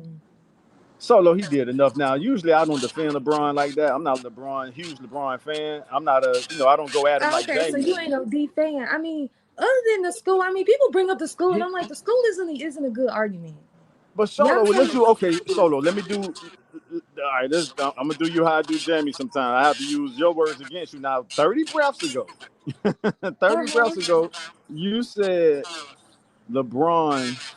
What you said? He put all this home. You the one who brought that into the Yeah, that's what conversation. I'm saying. Yeah, to stop him. Yeah, and I mean, that was one thing that he did. I mean, we were on the topic about when we were on the topic about violence in the hood. Uh huh. Like that makes it a safer environment if you're putting money in the hood and investing in the hood. People are going to be inspired by you to do things, not necessarily envious of you. So I said, like, Hmm. it would be nice if they came back and invested in their homeboys like LeBron did. But I ain't gonna say LeBron is no That's what you said. advocate There of. you go. Uh-huh. I ain't gonna say he no advocate. But I what we don't trying to get to, Solo, or nothing. Solo, we trying to name who set the best example so far in our culture or I, country, oh well, but that's what I specifically mean. our culture. And if you're, I mean, how many homeboys did he put on? 10. 10. No, Let's say 10. Let's That's a say lot. 10. That means Let's say 10 he helped 10 black families. families. Yes. Now Come on now. compare that to the amount of money that LeBron got. Do you think he should have been helped 10 black families or more than 10 black families? I think yeah. because you don't want to help the person that's gonna come back and kill you, so he helped the people around him. And so him going back trying to fix the whole Akron, the whole hood side of Akron, that he probably Yeah. That's what he I, should have did with his money. Yes, that's what he should have did with his money. Akron should be a a thriving fucking city. It shouldn't be a hungry black person in Akron by now compared to the money LeBron ain't got. all right, Solo, we got our first debate. So why is it LeBron's fault when that's what the tax dollar's supposed to do? Now, But are they doing it? But are they so doing it? LeBron can ask the same question. LeBron can say, and I don't defend LeBron like this, but I defend what I think is right. LeBron, so why does he have to fix up Akron if that's what the tax dollars are for? I think there's, let's just say that he's advocating for the politicians to spend money in the black community, which he is not.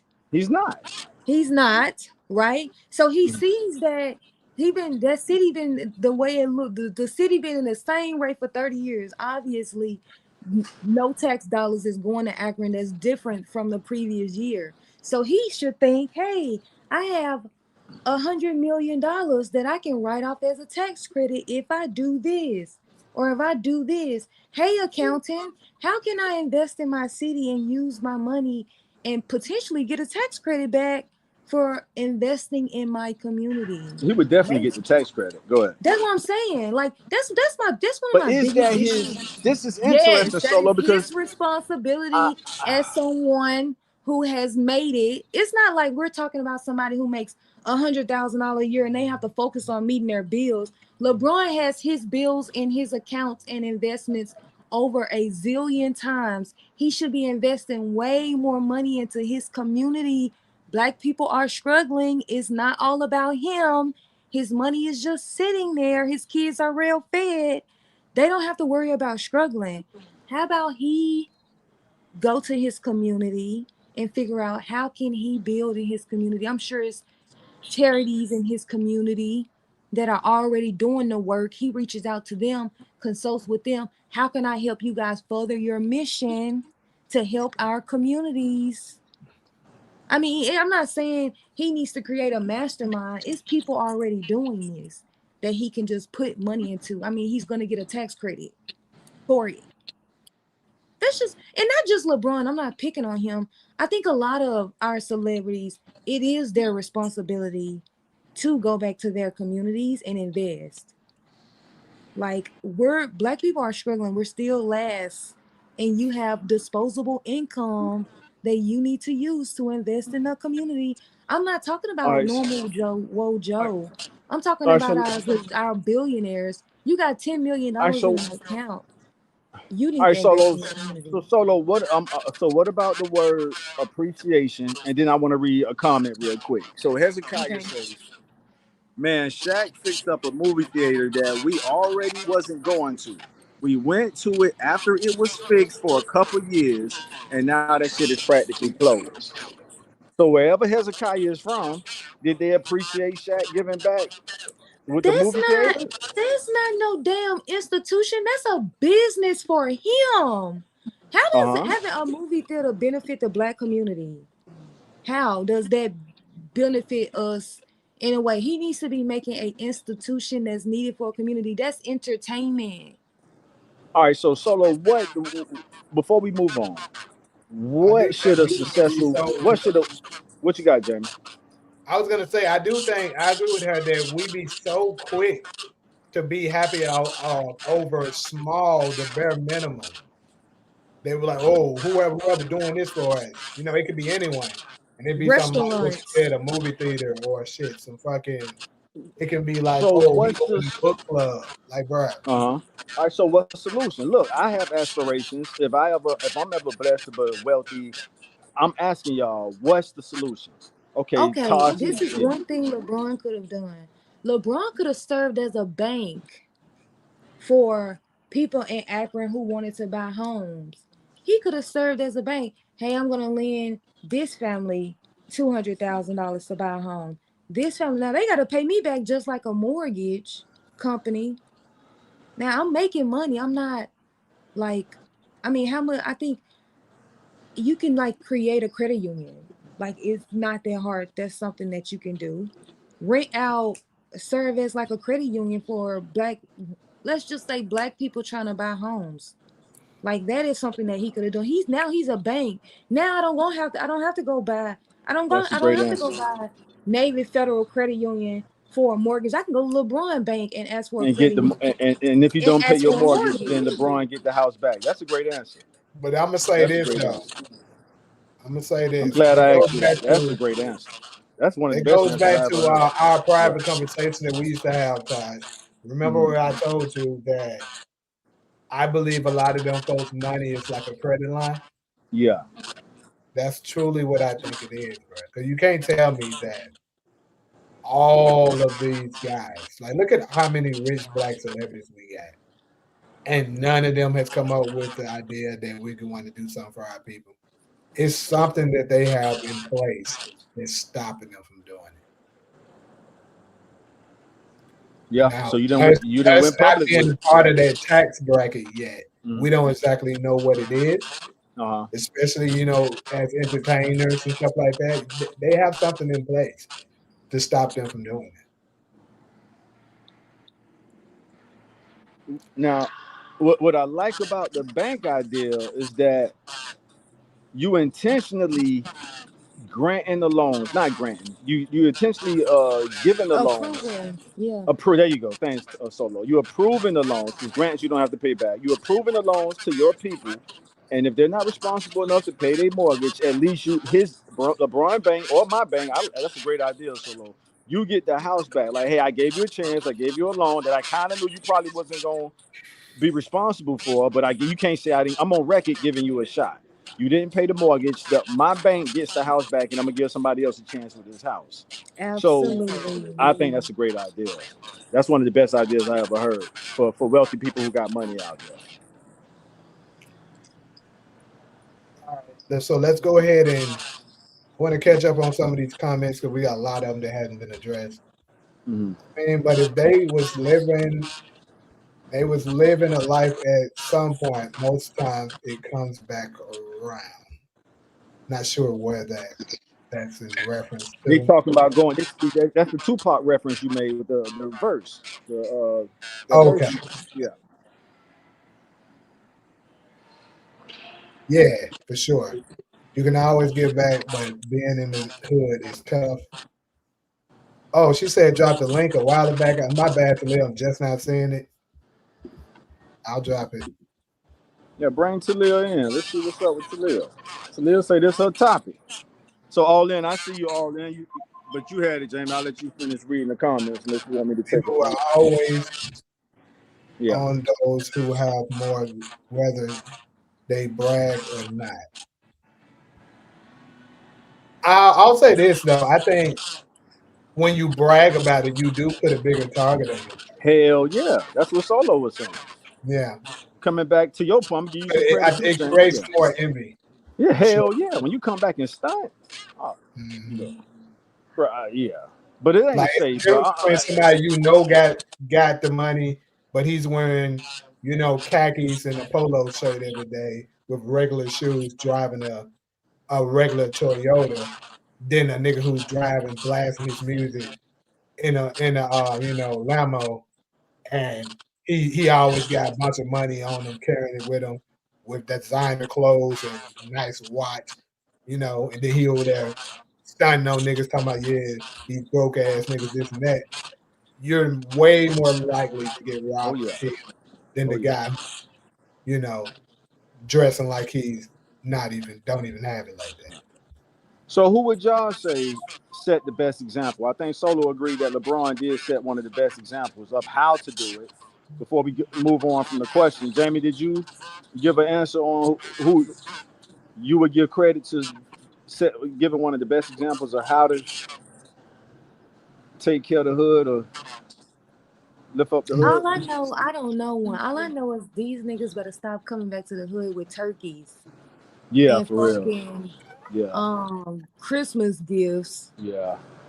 You gonna go buy my baby, you gonna go bring 15 PS5s to the hood. Remember, I talked to you about it. I talked to you about it before, Todd. I Yeah, told you you the did. closest thing I thought to it, but he fucked up I told you the closest thing to me is somebody who grew up in the hood, who can get gangster, but not necessarily a gang banker, got money and intelligent. The closest thing to me that fills all of those slots. Oh yeah, and influence was Tupac. He just got taken out way too early. Yeah. He even had in his bag that he was going to create a black political party. He had all of that shit he was trying to do. So And then the hood Tupac, resonated with him because he grew up in the hood. right. So to the question, Jamie, even Tupac got caught up in keeping it too hood because that was his demise.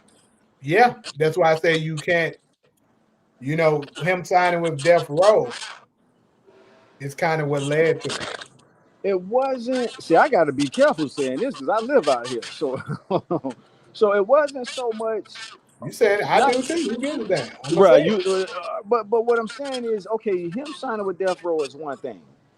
And this is the part I want to be careful with. I ain't trying to rub nobody the wrong way. The people he embraced and who he chose to move through the city with is another thing. You see what I'm saying? So you could be signed to a hood label because you can't say everybody on Death Row was necessarily doing that. You know what I'm saying? I don't even want to speak on how they was moving, but from the outside looking in, it's like Tupac chose to go into certain areas. One thing I'm gonna go ahead and say this: since I've been in LA 10 plus years, I've always respected areas I don't. You You know what I'm kind of saying? hold up. You Yeah. said you always respected what? Like they gangland, they hood culture, and if I don't have to go in their areas, I don't. Tupac did is the point I'm trying to make, and it cost him. Tupac through and through. This is my last point. Tupac through and through was a born revolutionary, bro. And if I didn't learn no other lesson from him, the lesson I learned was keep those worlds separate: the revolutionary world and the ghetto hood world, the game, the street world. That Yeah, was the but lesson I took from him. Go ahead. even Suge Knight himself, though, the founder of it, was talking about the label that everybody on our label, is on Death Row. That's the reason, or is affiliated with that type of life. That's pretty much what he said. The reason he got his name. So I mean, Mm, it is what it is. It's not like I'm talking down on that. I'm just saying what the nigga who created this said. right. So what I'm saying is him signing with them and starting to, do things that's part of that life. That part. That's the And that's that's what I the was saying. that's what got him took out. That part. Go ahead. But if he never would have signed with Death Row in the first place, he probably never would have did that shit. I mean, we don't have to go back and forth about it, but I disagree with that because other artists on Death Row didn't have to move the way Tupac moved once he signed. So the second part you said where I'm not blaming Death Row for it. Let me put that on right. record. Uh-huh. I'm just saying it probably wouldn't have happened if he never signed with them. But I understand you in jail and shit like that. You want to get out. Shit. Man, his uncle, if I'm not mistaken, God bless his soul, I think he gone. His uncle, and we should have video proof of this. His uncle, and I rest my case on this. His uncle was basically saying when he tattooed Thug Life across his stomach, he had to ask Tupac, his nephew, bro, what the hell is you doing? You a Black Panther. And I'm paraphrasing what his uncle said. And so at that moment, he was, if I remember it correctly, Pop basically told him, I gotta bring them into the movement. And this is how I gotta, recruit them. I gotta go kind of live how they live, And because we saw how Tupac was in what was that, middle school or high school? He was, nigga, I grew up more hood than Tupac if you comparing our high school days. I mean, I don't need no street cred. I ain't looking for no. But based off what I saw him, the way he behaved as a middle high school student, and the niggas I grew up around, like he couldn't have hung with us behaving like that. Like, nah, Paul, you I gotta agree. Same toughen with up. You me. can't be talking like Same that. with me. Yeah. He couldn't have ran with me, and I ain't ran with the toughest thugs of the city, but I ran with some niggas that was hood enough to be like Tupac a little too sweet in his middle high school years. You know what I mean? So him trying to, you could look at that right there, and I love Pac, man. I love him as a revolutionary. You could look at that right there, and how we said in our culture, bro, you ain't like that. So when he became like that, it cost him. That's all I'm saying. Bro, I get that sometimes. People would tell me, bro, you a hood, but don't go too far with it. Like, stay in your lane. I've had to get checked like that before. I'll be vulnerable enough to say that.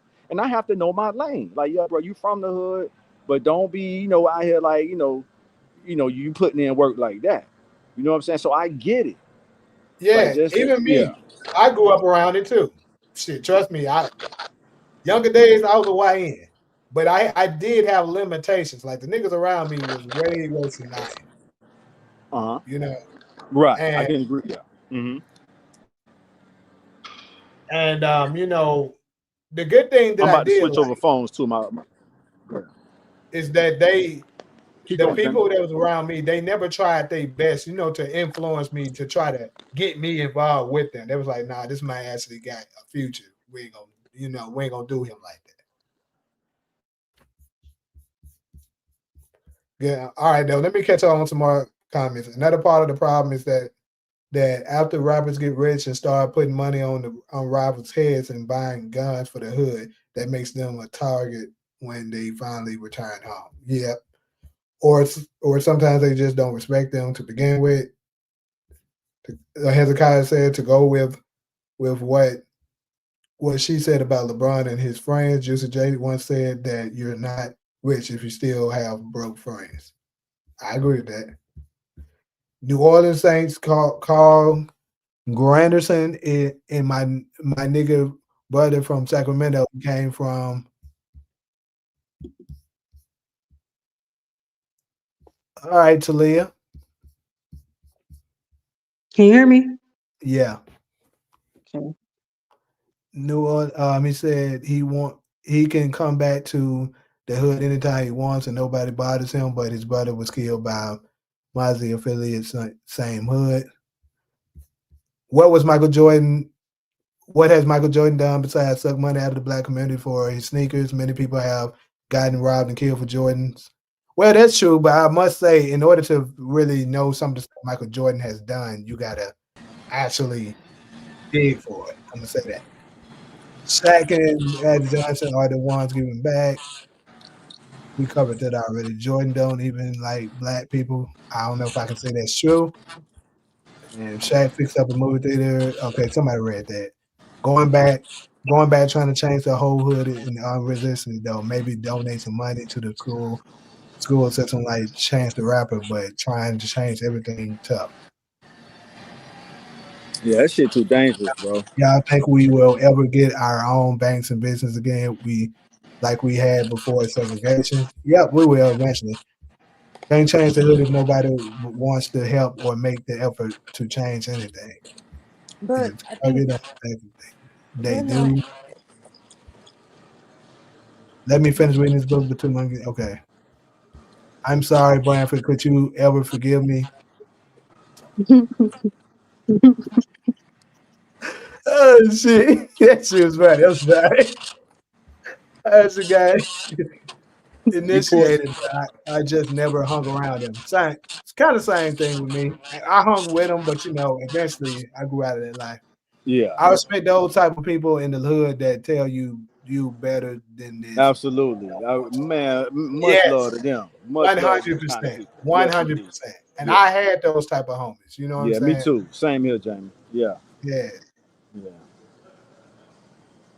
You brought Talia in already? yeah. That's she right next to you. Look at the screen. Oh, all right. What up, Talia? What's up? Hey, welcome All on right, though. board. So, Yeah. any last remarks on this last one before I move on to colorism?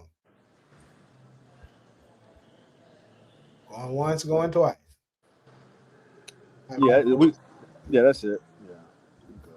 So, colorism, people. Now, this is something that absolutely is a thing in the black community, but I will say this. In my opinion, I do think it is overhyped to a certain degree. Mm-hmm. Now, I think for sure when I was in my younger days, this was a bigger thing. People used to get made fun of and stuff like that. Like I spoke upon, the Shannon Sharps of the world and stuff like that. And of course the darker skin of women, that got made fun of, talking about, the nappy heads and all that. So I'm gonna ask this to the panel and to the comment section, of course, too. Do y'all think to a degree that sometimes we use colorism as an excuse for the reason why certain things is going on in our community? Talia, since you just got added on, I'm gonna go ahead and let you answer this first. And I remember you actually saying that you experienced it, being a darker sister, complexion sister yourself. Yeah, definitely. I don't know about it being used as an excuse though. I'm not sure what you mean. Okay, so let me give an example because I'm gonna be honest. I've definitely seen so it has been, and I'm not even a script club guy. I'm not a script club guy at all, but I have been to some a couple of times. And I'm not gonna lie, I actually went there to support a friend and stuff like that was having a hard time. You know what I'm saying? Just I simply was just going there to throw some money and stuff at her and stuff like that to hype other dudes up to do the same. It actually worked. But some of them in the club and stuff were saying, "Oh, they don't. They just do this because we dark skinned and stuff like that." You know what I'm saying? But you know, but actually, to be honest with you, some of the times I will say this: some of the time it's your attitude. That is a thing, and I'm just gonna be honest. It's crazy because I've told darker sisters this before. I would say if I had to say I had a preference, my preference is probably the ones I like the most would be probably that caramel brown skin type of sister. But if I had to pick simply between light skin and dark skin, I'm probably more attracted to dark skin. However, I must say from my experience, I can only speak from mine, the darker sisters tend to have the way worse attitude. And they try to say, oh, it's the brothers don't like us because we dark. It's not that. It's your attitude. And then you can't be corrected because a lot of them tend to try to blame it on any and everything, such as colorism, to say that's the reason, instead of actually maybe considering maybe it actually is my attitude. So that's an example of what I'm talking about. Talia. Mm, well, yeah, I agree then if that's the case. I mean, and I'm gonna say this: don't feel pressured. Promise you, nobody on here is gonna attack you. I'm pretty sure you know that you've been on my stuff for a long time. Yeah. Nobody on here is gonna attack you directly and talk bad to you or something like that just because you have a difference of opinion. You know that. So don't feel pressured. If you feel like that's not the case, speak freely. I feel like that kind of is the case, but that's not my case though. Okay, gotcha. When I experienced colorism, it was mostly in my family. Mm, But I mean, I have had a couple of light skinned dudes tell me they don't mess with dark skinned girls though.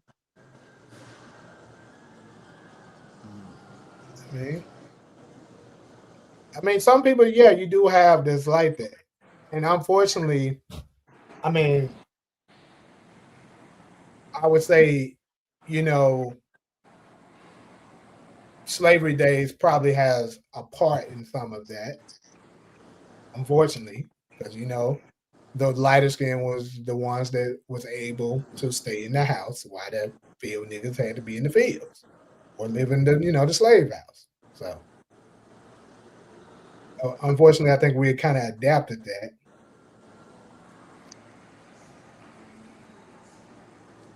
Anybody else want to take a swing at it? Solo. Gotta. I mean, I think colorism is definitely a thing in our community. I think a lot of times women women and men are overly policed, in a so to speak, harshly when they're darker. I think that when you're darker skin, you get into more what I would say trouble, so to speak. So I think that us in our community, that is the case. Like, for example, for you to say dark women, you get more you get more attitude from dark skinned girls, Jamie. Really? Yeah, I do. I'm gonna be honest with you. Yes. And you think her skin color has anything to do with her being dark skinned? No, see, that's not what I'm saying. What I said is that from my experience, the ones that always have the worst of attitude most of the time are the darker sisters. That just Is can't be it changed. is it possible that you're over policing them and their No, attitude? no. Because, well, did I get my question? Did I get the question out? Was I done with the question? You said that I over police, and I said no. Was you can read my mind, obviously. So tell me, what was my question, Jamie? I'm just agreeing with your. I'm just addressing your over policing part. Nah, but That's a no. that wasn't the question. What I was asking you, but you was so ready to. I'm getting back to my opinion about this. I think that it's a big thing, even like to have a preference on light skin and dark skin. Is what we consider to be colorism. That's the same thing with racism. You Mm. prefer them to be white instead of black, or you prefer them to be black over. Is you having a racism? The I think the problem with it is that we are treating each other differently based on the shade of our skin, right? So you have two people that were caught doing the same thing, but the darker sister got harsher punishment than the lighter sister, or the lighter sister always get better gifts than the darker sister. I think that's the issue that we have in our community. I don't think is an excuse for anything. I think it's always going to be their valid reasons, their their experience in times where they felt as though they were judged more harshly because they were light skinned, or they were judged more harshly because they were dark skinned. So I don't ever think that it's an excuse for anything.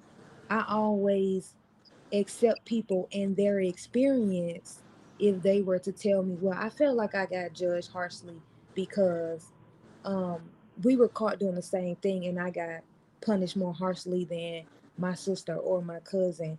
And it's because they treat me better or they treat me worse because I am dark skinned. I don't think it's ever an excuse for anything. I think it's just that person and their experience and what they tell you their experience is. Okay, so I'm gonna say this. I just want to put this out there. I never said I treat them differently in no kind of way. I said simply just by being around them that they tend to have a worse attitude. This is just my experience. And I don't treat them any differently because everybody I meet, I always look at them as okay, this is somebody different. I don't never go to somebody and be like, oh, since this and this has happened to me, I'm gonna look at them like that. You're a different, totally different person from me. Like I'm not gonna do that just because you're a dark skinned sister. So what? So that's not the case when it comes to me. But it still doesn't change the fact that from my experience, I've dated or had relations or whatever with a lot of sisters, different shades. And the truth of the matter is, when it comes to that, that's tend to be my experience. And I've talked to a couple of brothers, including my blood brothers, who actually agreed with the same thing.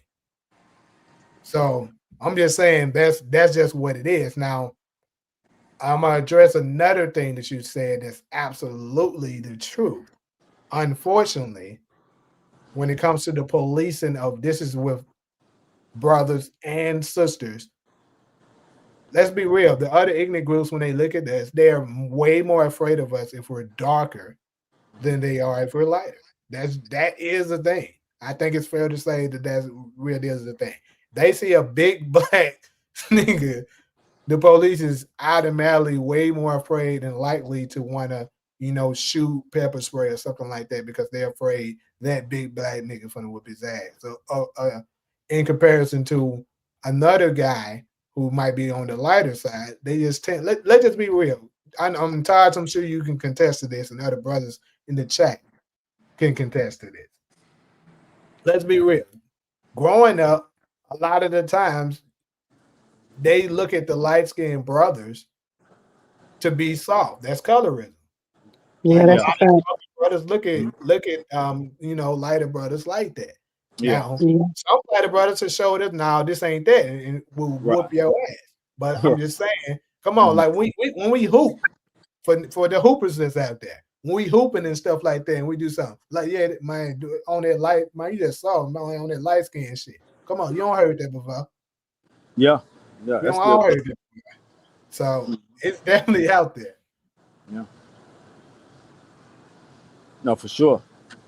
Charles, you want to get your take on it? Yeah, it's some great comments in the section that I could use for my answer. And not Leah, all in hit at least three of them. Let me find the first one. The main one, all right, here we go. Well, all in was saying is real just as racism. I'm trying to find the comment. And I fully agree with that. I think colorism in the black community is as real as racism is between black and whites. It's a real thing. So all in say, nope, it's a reality like racism. That's one of the comments. Color, here we go. All in colorism to us is like racism from white. It's a huge denial of it. Colorism is real, and it go both ways. Like you just said, Jamie, you got our dark skinned Black American family members that throw their jabs at the lighter skinned family members, and then I'm gonna be honest though, I really don't hear the light skin or the brown skin really making dark skin jokes no more. And I'm gonna I tell was you, gonna say that too. I agree. and I'm gonna They tell you don't when really I do it. stop. Yeah, Jamie, I got a brother my middle brother is your complexion. So, like I think Talia or somebody said they grew up around it in their family. Me and my middle brother, my oldest brother is like a dark brown. My middle brother is about your complexion. So we would do the light skin, dark skin jokes. And then I gotta give credit to the Nation of Islam. Don't get religious, nobody. I'm just sharing what I got, what broke me out of it. When they taught us that the closest thing we have to the original Earthlings are the dark skinned people on Earth. That's when I cut it out. Because that's where all of us come from. All of humanity come from the darker skinned people on Earth. We're all, you can look at it like coffee, and all of us has got different amounts of cream in our coffee. You know what I'm saying? So no, colorism. To keep my answer short, colorism is hella real, super real. Yep. They even did it to us on Color Purple. Like remember the movie Color Purple with what I forgot his name right now. When he's talking to Ripper Goldberg, he's all one of his legendary lines. You're black, you're ugly. Remember he used to say that? Yeah, Yeah, like that. And yeah. then come on, we used to pick it up and stuff like that, and tease the people that's darker than us. But I definitely remember doing it. You know what I'm saying? And if you remember doing it in your generation, that says a lot. That Yeah. it carried on to y'all generation that y'all still was doing it. It was the Nation that broke me out of it. I haven't made a dark skin joke since probably my middle school years, bro. I definitely didn't do it through my high school years. Like I said, I grew up with a brother. We would tease each other. But yeah, that's it. Okay. Comments real quick. I would have an attitude too if people colorize me. I can see. Look, this is the thing. I can agree with that to a degree, but at the same time, that goes back to what I'm saying about the excuse part. because you know, I think everybody had something that they probably well, I ain't gonna say everybody, but people have stuff that they was that they were teased about. But that doesn't mean you gotta just, you know, have a nasty attitude to people just because of what's happening to you. Like, because everybody's not doing that to you. Some of the time you could be being rude to the very person who might be there to bless you. You can miss out on your blessing doing it. But Anyways, but we right. shouldn't judge people by the shade of their skin. That's actually coming from a person on Twitch. Shout out to you, Liberty Twitcher. Get my Twitch following up as well. Mm-hmm. Have you heard the good news? The price? Okay, I'm pretty sure this might be a bot. I'm not sure. Have you heard the good news? The price of sin is death, and Jesus died on the Christ to pay the price of our sins. It's not. It ain't a bot because you missed Who grammar. is our? You gotta specifically identify who is our. If you ask Him to come into your heart and believe He died for you, you will be saved. No, you have to specifically tell me what group of people you're talking about as you and our. Nah, I'm just playing. We ain't gonna go there. We should I don't judge want to. people as individuals, not group them as light or dark skin. Okay. I don't know because where I'm from, it's the light skinned women with the terrible attitudes. Okay. Yeah, I agree with Hezzy. It usually, and that's the reputation that they've always had. So I mean, I also think that just like when police come in contact with just one of us, the darker we are, the more likely we're to receive harsher punishment. I Hmm. think that's the same thing when it goes to like when you're interacting with someone and they do something that you don't necessarily like, your response is to say that they have an attitude or they being nasty. Just like their go-to with white women, their stance is to say that we're being aggressive. And, if we say something that they don't necessarily like or they don't agree to, or if they think we have an attitude. So I think that what you're saying, Jamie, by saying that in your experience that the darker skinned girls seem to have the nastiest attitude, I think that plays right into that when you're darker skinned, you are policed in a sort of extreme way instead of it being individuality. But anyway, I guess I was just commenting on that. But I do believe that when it comes to light skinned girls, they seem to have the reputation that they do have nasty attitudes. Now, Mm. that's the reputation, is that they are stuck up, and all of that. But I mean, that again may just be colorism in our community.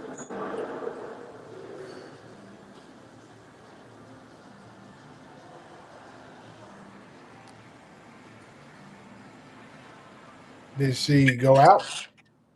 No, I stopped Yeah. talking. Oh, okay, okay. I was just making sure. So, Oh. well, for me, like I said, I don't treat the dark skinned sisters any differently to how I treat a lighter complexion sister or a brown skin complexion sister. I don't discriminate in no kind of way when it comes to those things. All I was simply stating is that from my experience, they have had the worst attitude towards me. That's all I can speak and contest to. Like, for instance, whenever it has gotten to the point that it was physical for me, well, sister actually tried to literally fight me, punch me, all dark skinned sisters.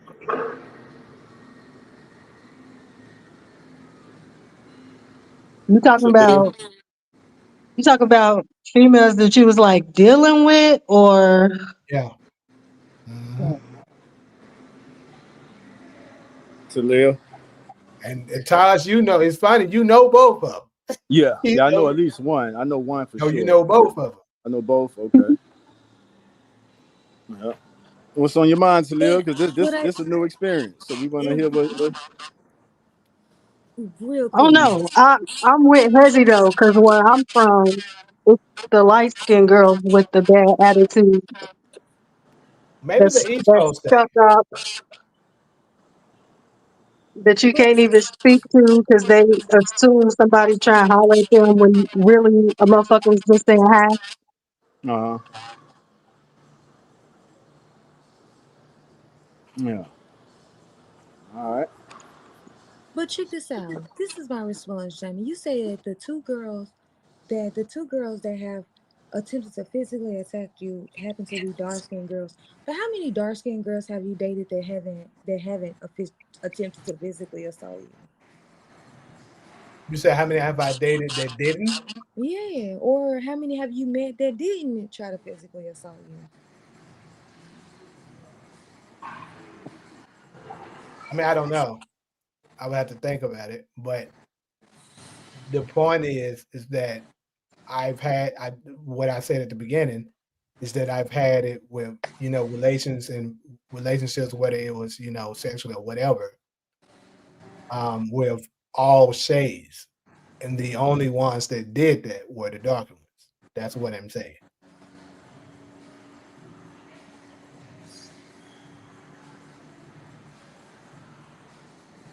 And then on top of it, it was over some stuff that really wasn't even that serious.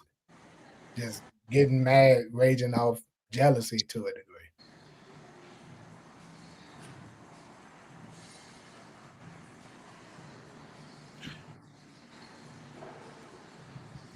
She said, okay, Alice said because they have been traumatized at home and they have to defense mechanisms, and a lot of times us defending us or speaking up is an attitude. No, no, we ain't finna do that. That's one thing I'm not about to do. We ain't finna do that. It's a difference between speaking up to yourself for yourself and not allowing yourself to be disrespected and stuff like that. I'm all for you not allowing yourself to be disrespected.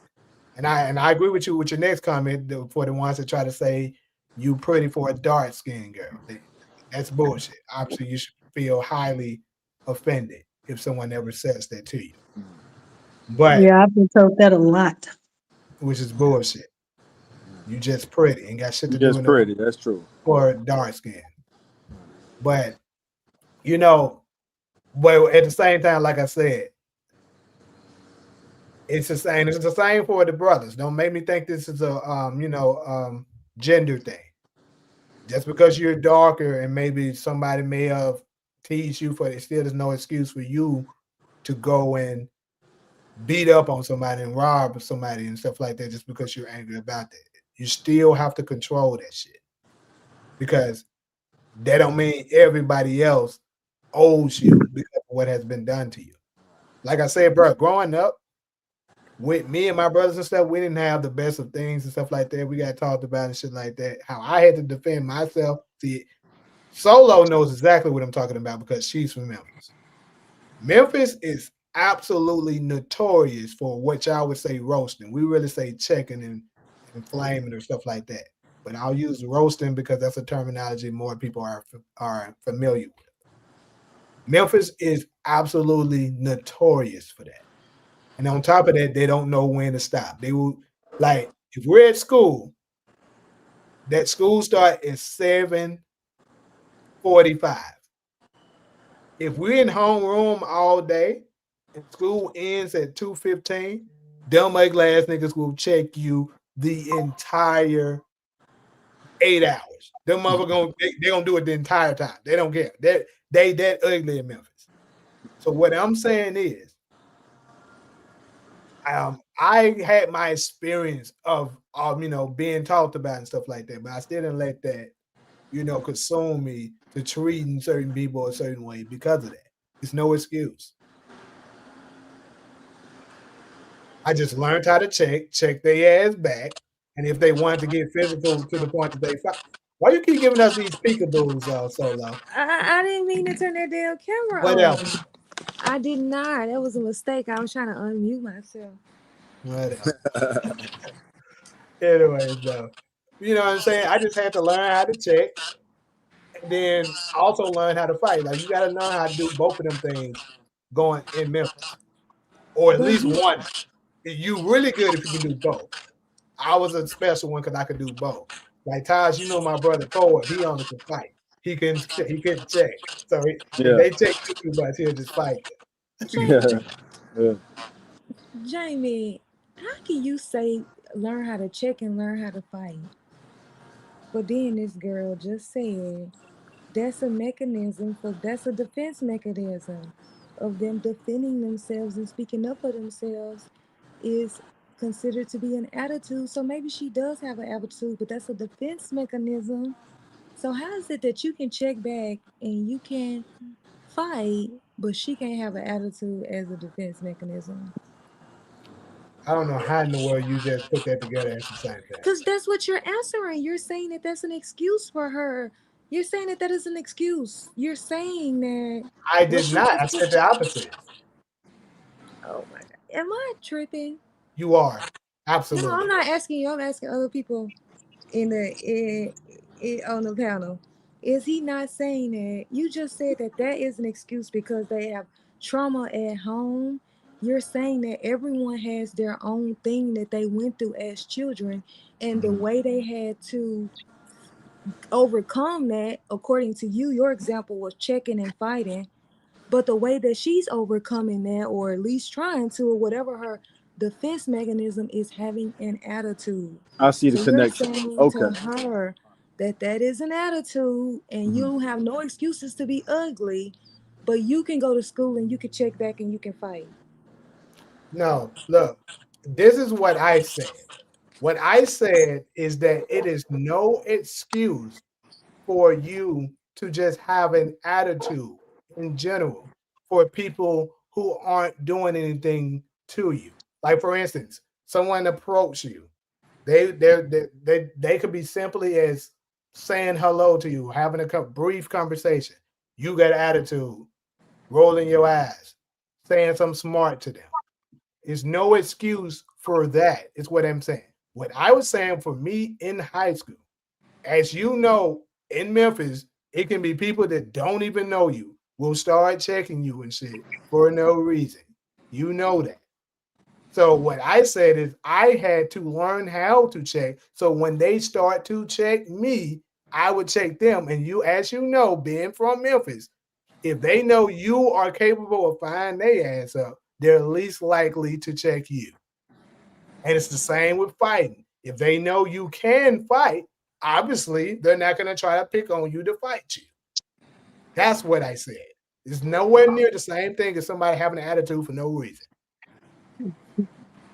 Oh my God. I'm gonna move on. I'm not even gonna respond to that. I'm just going to You ain't got to because what you're saying ain't move making sense. on. Oh my God. You're talking about having an attitude for no reason compared to Oh, somebody who's defending themselves. I'm saying I defended myself. Whether you're trying to check me, I checked back. oh my God. Or if you're trying to fight me, I fight back, opposed to somebody just simply saying, "Hey, how you doing? Why are you but talking to me?" it That's what different. that's exactly what she's saying in the comment. She's saying that Yeah, you're right. when at times they're defending themselves or speaking up, it's They're not defending considered to themselves. They're be having an attitude Hey, for my no reason. bad, What are you y'all. talking about? Nah, no. Bradford. I'm Oh saying that God. her thing is that they're having an attitude because they're speaking up for themselves and they're defending themselves. That's exactly what she wrote in the comment. It's the same as you defending yourself when they're checking, but her is an excuse, but yours is your defense mechanism. That's what I'm Let's move. saying. No, Todd. Right. See, That's this what this is it the shit that I was. don't like. Cause I know if I was saying Oh some my bullshit God. like this, you would say something. You would agree with her. damn sure you No, know this ain't well, the same thing. You're not I saying see.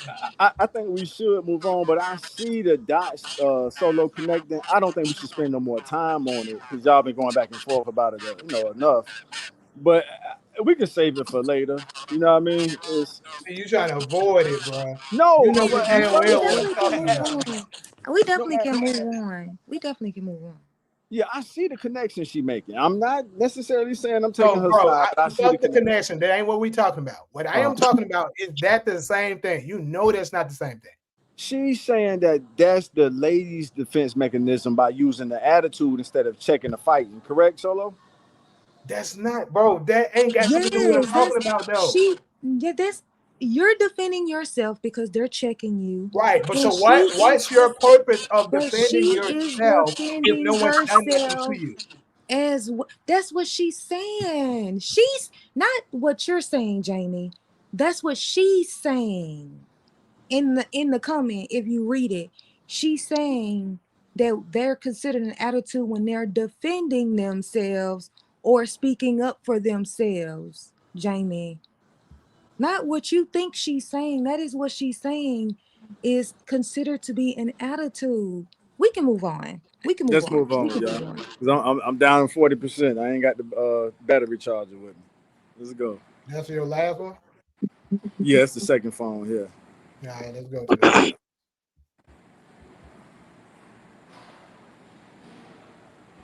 Yeah, All right. thanks for the So plug too. Yeah, go ahead. next topic: social media and dating life. How it has affected us in our dating life. Anybody? How about it, man? I want to hear Talia because this is her first time being on the show. I know her comments are usually solid, and I think it'd be cool to hear her thoughts opposed to reading her thoughts, and then we can spread it around from there. What was the question? My bad, I was texting. Is social media ruining relationships, right, Jay? Yes. Oh. mm, Yeah, I think so. I don't really do relationships, but I was with this dude the other day and he kept telling me to put my phone down. So Interesting. Damn, definitely a that's problem. yeah, that's a whole subject right there. He told you to put your phone down. Mm. Mm, You Yeah, put the he phone was. down? Eventually, yeah. She said, she said, yeah, I guess you did. Yeah, good. But I understand where he coming from. Like, if you with me, if we in each other's presence, can we be present? So I kind of get that too. But Yeah, some women yeah, ain't that was open to his the thing. yeah. But some women not open to being told what to do. So that's what make it interesting. So that's why I was asking. Oh, no, I don't have a problem being told what to do, but I don't know. I guess it depends on the person for real.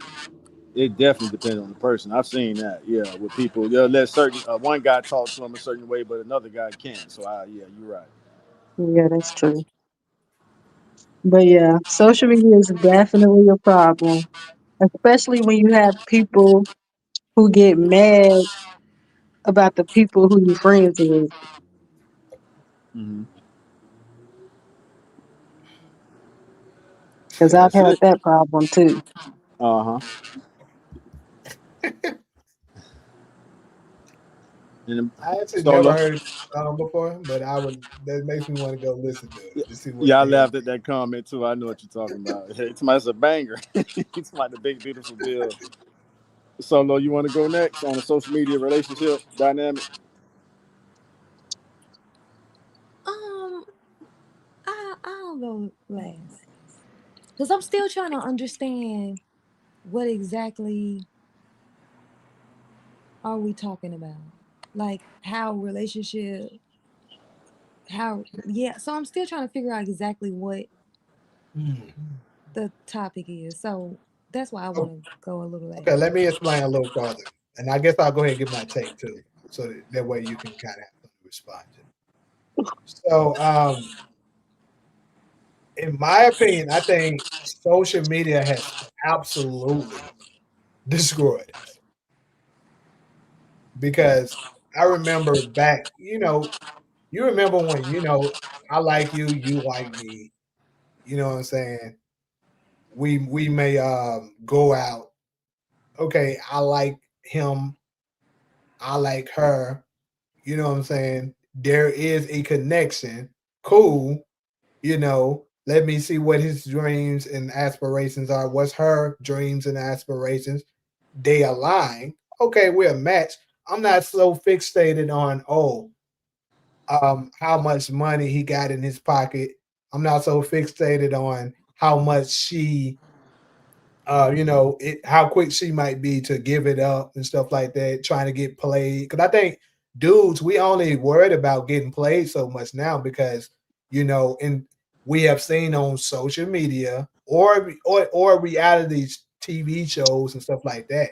We've seen dudes get played so much that it's become a thing that we're so worried about it. But on the flip side, women have picked that up as well on how to do that and use it to their advantage to play niggas. You know what I'm saying? So it's ruined us from that aspect as well. And then as well, it get like Ali said in the comment section, it gives us unrealistic expectations. Like, that's why I said we're going to touch on one when we was on the very first one. I said we're going to touch on this when we get down to the social media one, the unrealistic expectations, what I was talking about during the beginning time, is you're thinking like the difference of what I was saying between the man being attracted to a woman. Oh, what's up, Song Jones? I ain't seen this your first time ever coming in here. But anyways, you know, they're looking at it and what's up, D? I ain't seen you in a minute either. But the difference between it is seeing a pretty girl is common. Like, Taj, you live in LA. We both live in LA. You see it everywhere you go. LA Seeing a face nigga with the worth millions of dollars is rare. mm-hmm. So it's nowhere near the same thing. But see, social media has fooled us to believing that you can have it, you can obtain it like that, like it's just easy to obtain. And it's not, because that goes to the supply and demand. If it's not enough of it out there, you can't have it unless you're okay with being a side piece. And most of the girls say they're not okay with being a side piece. Mm-hmm. So basically, you're chasing something that's not there. That's what social media has done to us. Because before, so pre-social media, we didn't know that it's dudes out here flying girls out, taking her on yachts, taking her to different countries that they didn't know existed, shit like that. You dealt with the guys that was there with you, that treated you nice, that you felt safe around, that protected you, that cared about how you felt, that was everything that you dreamed of as a husband or as a wife. You know what I'm saying? Like, for on the flip side, for the men, you know what I'm saying? Thinking that she should be doing all of this and all of that. You probably never even thought about this shit until you seen social media. So that's what I'm talking about with social media. Has destroyed us and made us have unrealistic expectations.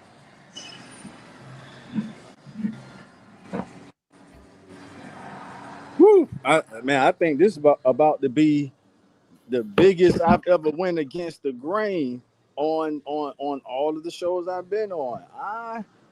I'm hopeful for social media. I like social media. I think it's only 20 years old. MySpace came out in '03. Facebook came out in '05. Black Planet came. If y'all remember that, some Black Planet might be older than some of y'all on here. But so it's a young art form, and I think maybe in 5 to 10 more years, it's gonna kind of settle down. It's gonna calm down to where, and this is just what I'm hoping for. That it is people understand better how to use it in relationships. You know what I'm saying? But we just going through like a wild west period right now where a lot is being exposed. Social media expose a lot about a person. I tell you this much. Let me just jump to this point. when I try to get at a chick, sometimes I'll ask her for her social media before her phone number. And I think a lot of y'all know why. A phone number is way too personal. This dude could be a weirdo. You know what I'm saying? You don't know if I'm a weirdo or not. But a social media, if you give me your social media, X, Facebook, whatever it is, Instagram, I get to kind of study your character to a degree, even if you only showing me a certain aspect of your life. Let's say you want to post about food all day. Okay, damn, this motherfucker is really into food. You know what I'm saying? So I ask for a chick's social media before I ask for a number. And sometimes I'm like, no, just take my number. And that's always a good sign. So I'm in favor of it. I think we just need to give it some more time for us to get used to how to using it. The etiquette of social media. I think we got to give that maybe a few more years to understand the best methods of using it in connection with the relationship.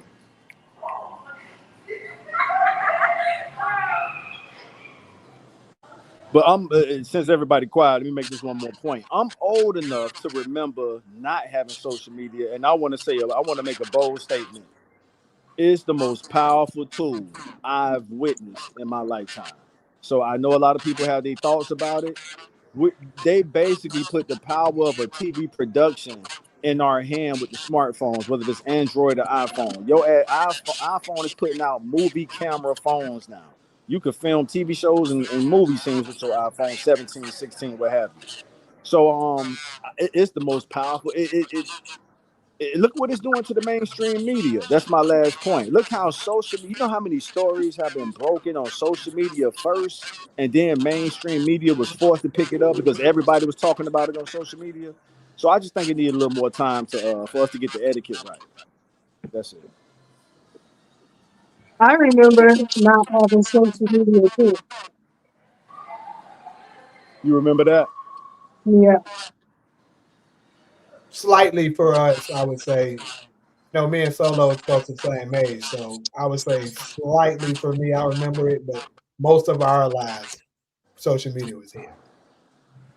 Right. So I'm giving so as an old head, let me just give y'all the dynamic of not growing up without it.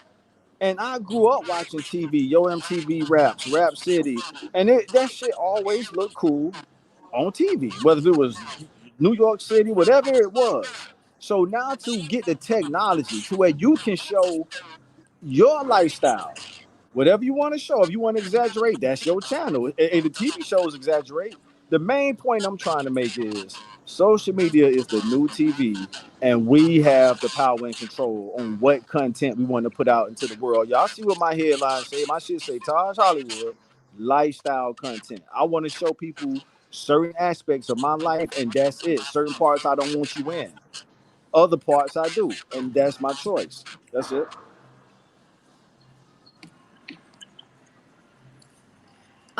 For me, I like Taj's point about the etiquette part. I think social media can be a very powerful tool that we can use. But obviously, like he said, we're in a wild, wild west, so we just sort of trying to figure it out as we go. Mm-hmm. Mm-hmm. Um, I mean, I use it as sort of like I guess it depends on the social media platform, but I use it as sort of like entertainment and some information. Mm-hmm. Of course, you have to vet your information you get off social media, but to be honest, that's where you're gonna find all the latest news, depending on who True. you follow. Like Mm-hmm. you're gonna get it first, Mhm. especially like culture, black culture. You're gonna get it on Mm-hmm. social media because a lot of mainstream media isn't keeping up on. Like right now, we don't own BET no more, so we get all of our culture information off these blogs. There Make you sure go. y'all You like the see. chat too. Sorry. Go ahead. Good point. So, I think it could be a very powerful, tool in that nature. It's just that um the other thing is that, a lot of people can get what you say followers on social media where it's strangers following you. Like for me, I I grew up where social media was for like only people you knew. Like Uh, those were the only people on your sort of social media, like mm-hmm. people that you knew personally, or maybe through a friend of a friend of a friend, something like that. Um, But now you have platforms, I think, like TikTok and YouTube.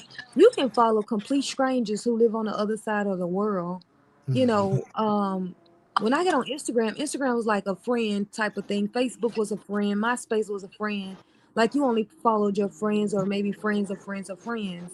So I think it's powerful. It's sort of cool to be able to talk to people from all over the world, but we got to get the etiquette right because, it's turning into a way to broadcast a lot of propaganda, which is why Mm-hmm. I think that a lot of negative stereotypes and, negative things are being highlighted more and broadcasted to the numbers more than, you know, other stuff that probably could Right. benefit us. You know what I mean? So it's just we got to get the etiquette right and use it to benefit us. Like I think a lot of content creators a lot of regular people are just on TikTok making money, like making regular ass content. I'm finna do this. I'm finna feed my dogs. I'm gonna put a recording on my like. Right. Just I do like it. You know what I'm saying? Like Right. people on TikTok making money, making That's videos about lifestyle content, nothing. though. Yeah. Yeah. Yeah. So They like call all that shit. so it's But and you're following this you girl. got it. She a single mom in Virginia, and you're following. You like her content because you like her baby. Her baby be, doing this, or her dog be doing, or she be on there arguing with her cat, or argue. Like it's just like a cool way for you to interact with people that you probably wouldn't have never met, and also will never meet. Um, and so Um, it's real it's quick, I want to put this out here because I noticed that both of y'all said something that kind of was a little bit off of what I was saying. Um, Social media obviously can be, used for a lot of good things. Well, I'm not saying that it's all negative, but what I was basically the question was, has it affected us negatively as far as relationships, not like beneficiaries to us with other with other things such as like you know making money and stuff like that. Yeah, it helps us with a lot of things when it comes to that. I think Todd Spawn may have died, unfortunately. Damn it. To answer your question, Sam Jones, yes, I am still acting. I got a little series an episode to a series I'll probably be putting out. I don't know within the next week or two.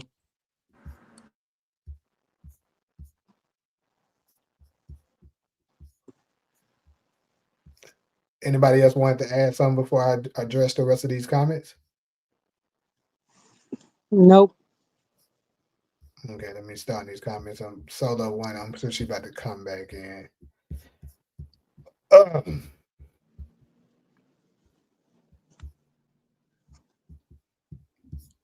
the best part of SM is getting important information to everyone simultaneously and applying pressure of officials with the court of public opinion. On the downside, seems like they're more introverts. See, yeah, that's what I'm saying. Like, what I'm saying is like, there's definitely, there's definitely benefits, of course, of it. But I think as far as relationships, it kind of hinders us a bit. I I think that's a way to sort of look at it. I also like think about the people who've met their spouses on social media. I think that could potentially be a benefit. Um, I mean, a way to keep in contact with people. I mean, I think the propaganda that a lot of people like to get on social media and say that could spark conversation or spark a debate sometimes is them negatively broadcasting certain stereotypes in our community, and that could be hindering our relationship. um Ultimately I think a lot of I think people a lot of people Are you getting feedback? Are you Because going I to am. because I Yeah. yeah. Somebody turned on Somebody YouTube. touched on YouTube.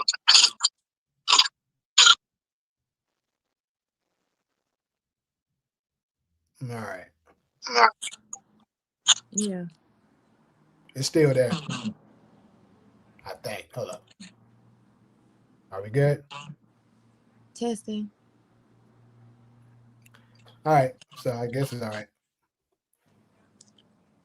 But I yeah, mean, continue. yeah, I just think that a lot of times, like when you're sort of spewing a lot of propaganda, a lot of controversial topics, like that creates engagement, and that's what people want on in social media now. It's no more about, you know, I mean, there's regular people that still post like travel content and stuff like that. But like when you're talking about like how it has harmed our relationships, I think primarily a lot of times people use these controversial topics to create engagement. Um, and it's not a lot of people doing like this type of content. I think that is just broadcast to a lot of people.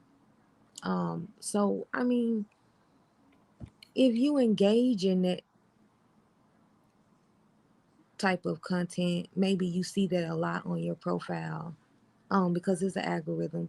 But some people may not see any sort of relationship issues on social media if that's not in their algorithm. Hmm. All right. Any other? I feel like social media makes it super easy to cheat too. You don't got to be going out meeting people. You meet people right there on your phone. Scroll down, ask, double tap. Hey, what you doing? Nah, none of that. Like it's just so easy. Yeah, because it gives Yeah, you a because it lot gives more you a lot options. more. Niggas be sliding in DMs. Next thing you know, they sliding between the sheets. Can't deny Can't that. deny that.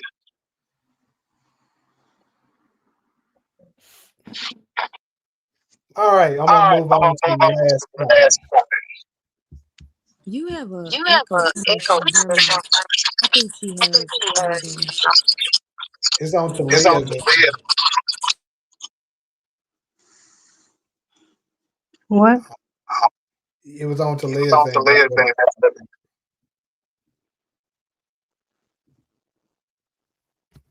What's on me? the echo. I think you I have think you it have on a it on a program and you're picking up the echo. Ooh, I can't I'm hear like, What? can you. you I'm like, have this you have open this on on. another like phone or something? It is bringing in the echo. Say it again. I think that if she has the video on a different, like if Yeah, that's she's what I'm listening saying. to it on Yeah. another To it on phone another or phone page, or then page. I don't have it on another phone or nothing. Yeah. I don't know what it is, but it's something that's doing it.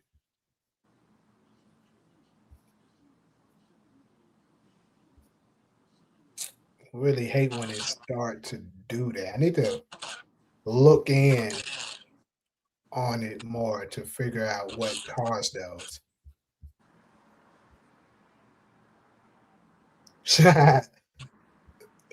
Ollie said with vanish mode. Niggas really be using vanish mode like that? Cheating niggas do.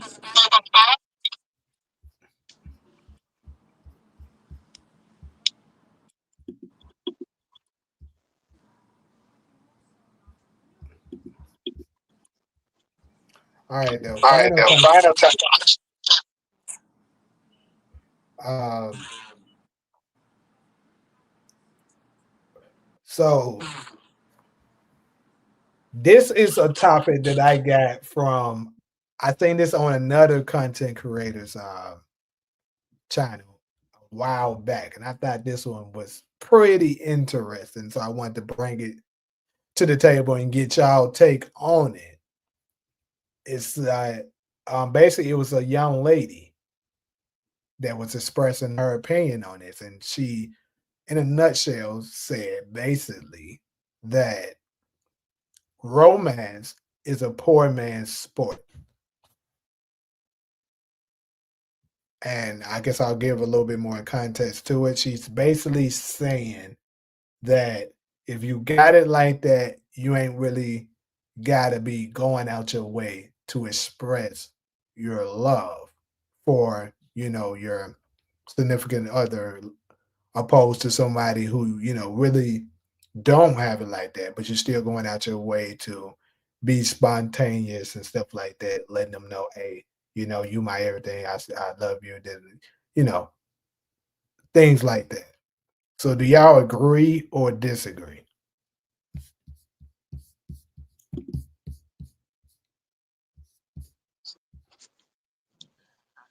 I agree. Okay. Okay. Can you explain why? Explain why.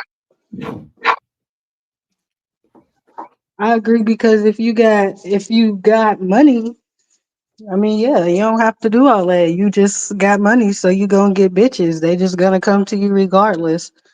But I don't know. I don't really get down with the romance and dating and Valentine's Day and all of that. So maybe I'm not the one to ask.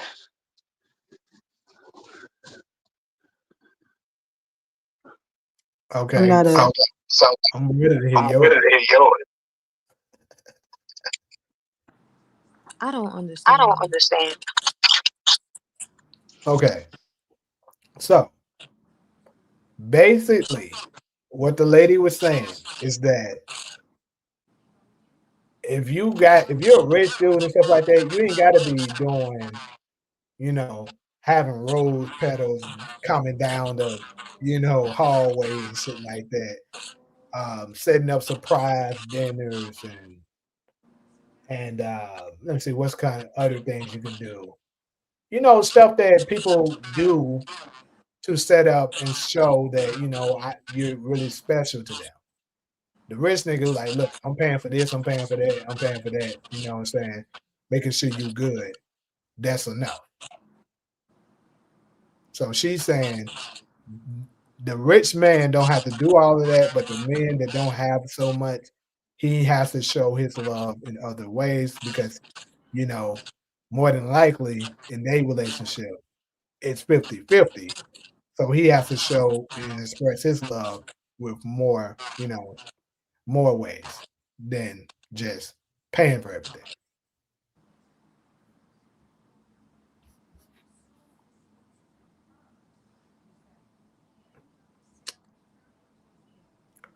Um, I think that okay, so I guess I agree in part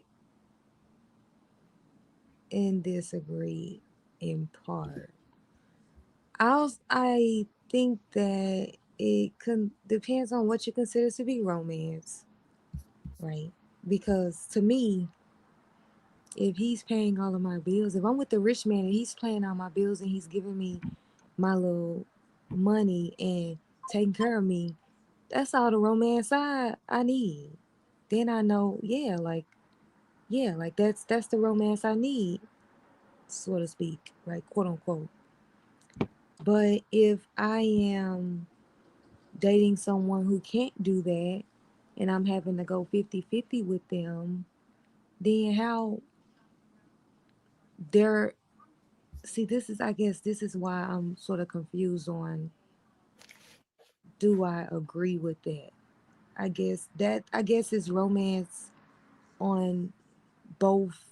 I think both of them are providing romance.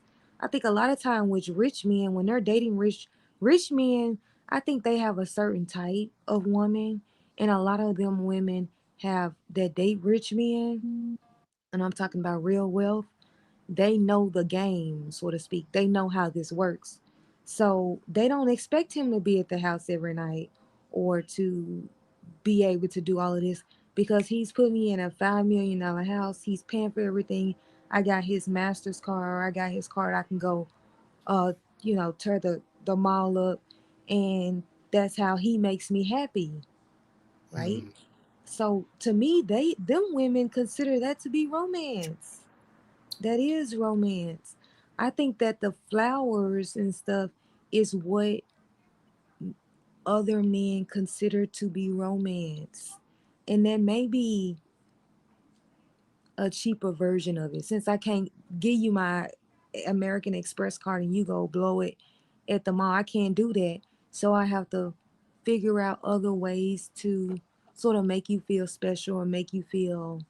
So I agree with that. I just think that the rich men are doing the romance too. They're just putting on a different type of romance to the woman that they're dating. So I think it's just what you consider to be romance. What makes you happy? What do you expect from someone that you're dating? I mean, the rose petals is pretty cheap, don't you think? I mean, how much rose petals cost? Well, I mean, shit. I mean, yeah, it don't cost too much, but oh shit, top and came back. Yes. So we on the last segment.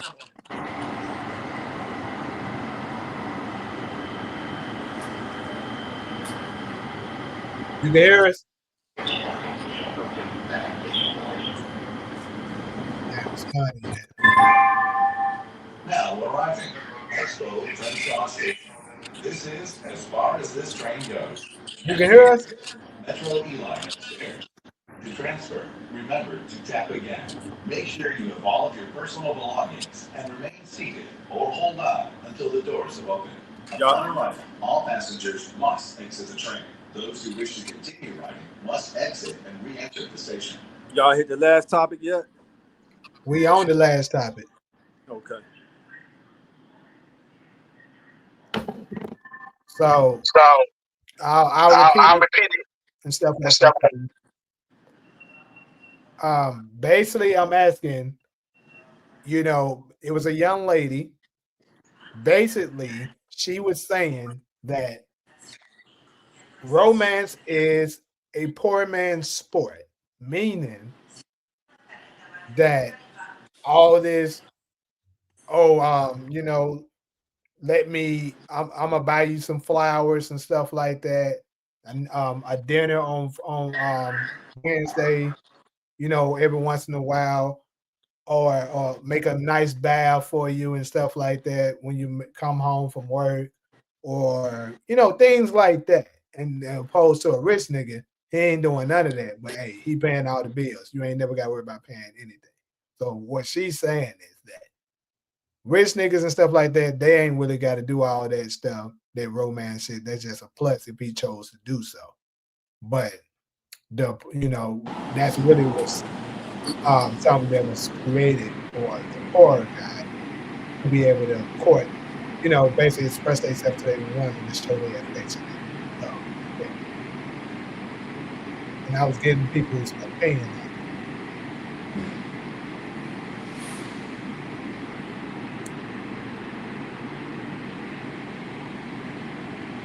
it. Did you get all that? Mic check.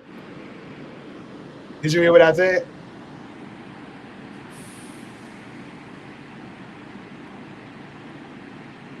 Yo, can you hear me? Jay, you can hear so me? you good? Yeah, I'll Yeah, say it I'll like say it I'll like say the I'll say whole the whole speech speech then. then.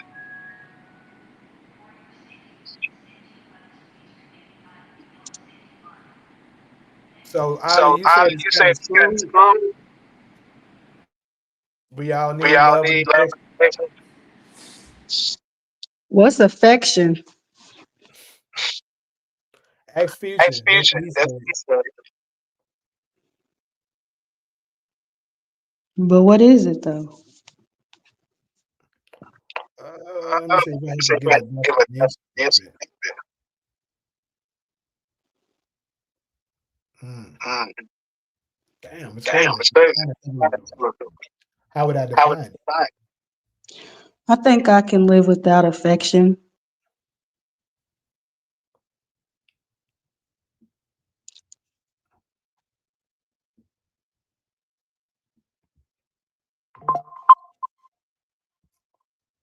Might as well answer this. But I seen this post recently where this dude invited this chick over and he made like chicken nuggets and fries and had something called Josh wine. I don't drink alcohol, so I don't know what that is. But she was not happy and she posted it on Snapchat and was like, look what this nigga done made. She left while he was in the bathroom. He texted her and was like, what's the problem? And she was like, nigga, I don't want to eat that shit. And he was like, you ain't have to post it on Snapchat though. But he's See, you should have somebody said who that on the first time. I mean, the topic right before this. uh, well, it could be on both because he's somebody who's not, romance. Well, it can't be. Well, he's clearly broke because he tried to feed the girl chicken nuggets and fries and she wasn't with it. So she But didn't see, want that romance. I would say pre-social media, that would have been okay because they got such high expectations of things. They, think they're supposed to be rewarded. Yeah. I seen another one where the dude sent the girl $2,000 for her birthday, and she was like, "What I'm gonna do with that?" And he was like, "I don't know." He was like, "I don't know, go shopping or something." And she was like, "Nah, I think I'm gonna just send it back. We've been together long enough that you should be able to give me more than $2,000." And I was like, "Bitch, what?" That's Shit. crazy. Damn. And then he told her he only had like $50 left. She was like, "Well, here, you can have your money back," and she actually sent it back. Damn. Well, at least you sent it back. Yeah, but like it just depends because it just depends on the people. Because I would have been happy with that $2,000. I Mm-hmm. bet you would. I bet you would. Yeah. Ain't have to send you nothing for real, for real. Exactly. That's how you should be looking at it. Hell yeah. I probably wouldn't have ate the chicken nuggets, but I wouldn't have posted it. Yeah. Uh-huh. I probably would have been like, "Here, let me just order us something. I take this home to my kids." Yep. So I think it really depends on the people.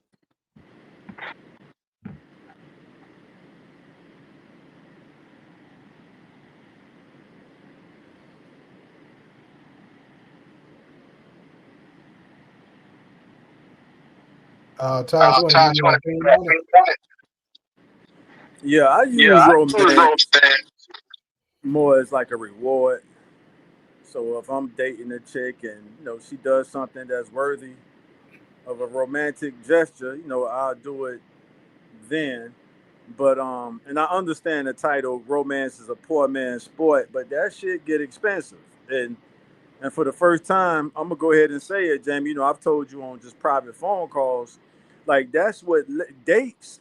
Going out on dates is what led me to producing rom-com melodramas on my YouTube channel because that shit was starting to add up. So when you say romance is a poor man's sport, I'm like, not I understand what they mean by that, but that shit add up. You take somebody out, man, that shit can easily run $50 to $150, depending on what you're doing. So I started taking some of that money, adding a little more to it, and I would just produce romantic comedy scenes and just post them on YouTube. This ain't a shameless plug, y'all. I'm not trying to plug my movie channel, but I'm just giving y'all the history of where it came from. It came from me taking different ladies out on dates, and some would turn out good, some wouldn't. Some would be a one and done. You took her out, neither one of us was feeling each other's personality, and that was it. But that money is spent. So I was like, damn, what can I do to have something to show for my money? And I'm already out here in Hollywood, California, learning. I was working as a background extra, on set and a stand-in. So I'm watching the craft, and I just started producing my own rom-com melodramas. And that's where it came from. So romance ain't necessarily a poor man's sport. That shit add up. But I do understand what they mean by the title. and I use it as a reward in my real life when I'm really dating somebody. Because I don't think most chicks appreciate that shit anyway. Like that we get called the nice guys for trying to be romantic. So yeah, that's my spiel right there.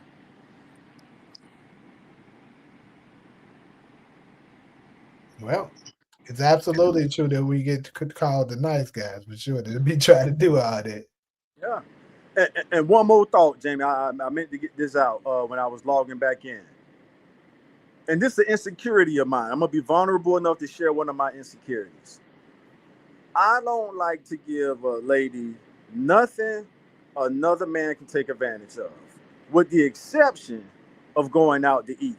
So I don't mind because we both know I don't necessarily want to eat by myself. So I could just enjoy your company, whether we going home together or not. That's not always the case. But let's say when it's not the case, I don't mind. Let's say she go hook up with another dude right after I just took her out to eat. I'm okay with that. I like going to nice places, sitting down, having a nice meal, and you don't necessarily owe me something after that.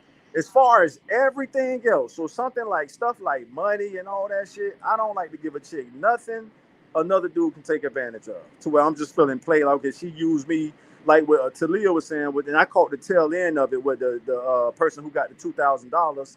Let's say they would have gave half of that money to her dude. I don't want to call him a pimp, but y'all get where I'm going with this. So that's an insecurity of mine. Maybe that's something I have to work on. But I kind of, with the exception of taking a chick out to eat, everything else they got to earn. That's me.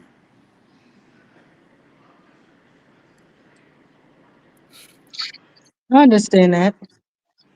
I appreciate that, Talia. I hope Jay brings me back more often. Same. Because y'all know these chicks are doing it.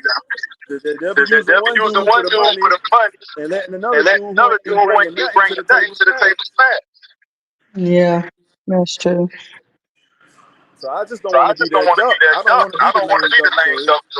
But I don't mind taking I can meet somebody tonight and we could go out a couple days. I don't give a damn who she go. It's just something I just enjoy doing. Going out to eat, having a nice meal. If you want to do it again, we'll go from there. Eventually, you got the time.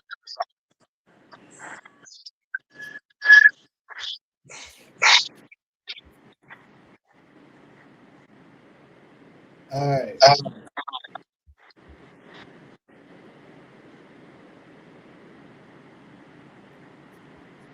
Everybody Yeah.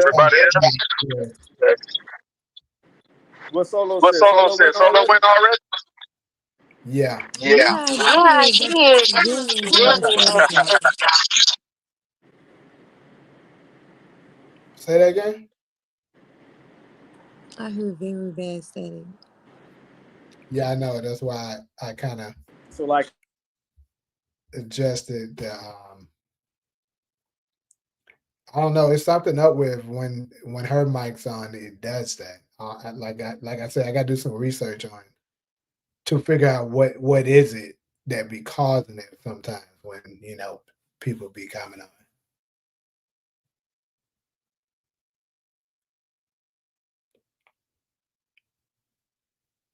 Todd just gone? Or he said nice here. Okay.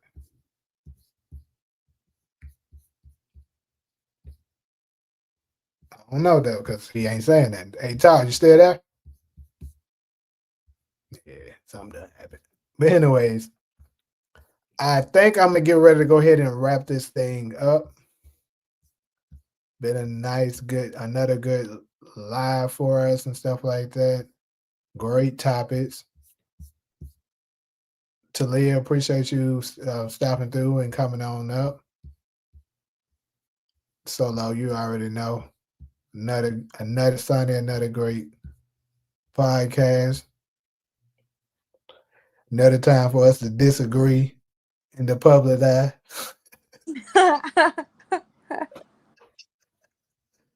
Well, we had some rare agreements too, though. So, hey, congrats to us for that. I know, right?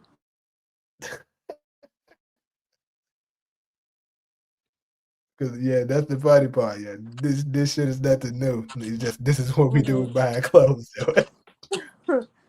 God. First time ever we agreeing on something. Appreciate you, Ali. Like always. Ali, you got to come out one of these days too.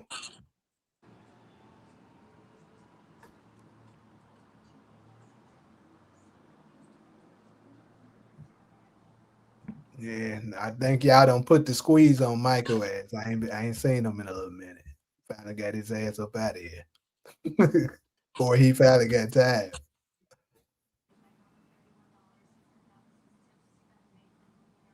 I think that's you on the slip. What, Michael? Yes. You're funny. Trust me. Everybody That's that's on Jamie, this channel y'all. know that's not me. That's Jamie, y'all. Stop it. That's Jamie. That's head. The only reason why you ain't saying it no more because Hezzy been tearing his ass up.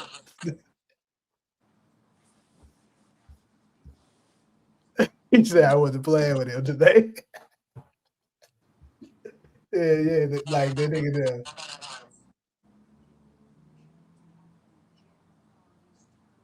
You know good damn well that ain't me. She lying. Ah, that is so funny. Because trust me, if this is the thing, because he bothers me when he come and spam a little bit on this one. Like when he does it to my night shows when I'm doing like TV shows and stuff like that, it's kind of annoying, but it's not, as bad. But this one, like I say, this one right here is more of on the serious side. He be coming out here with that bullshit.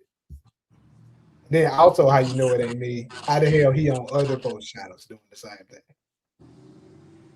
Cause you follow your moderators too. Trust me, I don't have that much time on my hands. Trust me, that is great. Damn, bro, I'm finna lose to the damn house. Ain't that a bitch? That's Jamie, y'all. Who's Shit, playing the Hawks? the sun. Oh. Somebody need to hit this Somebody three. hit this three. Solo, stop Solo, lying. stop lying. You look at YouTube. Look at You got YouTube. the tab. He said the host is like, oh, fuck.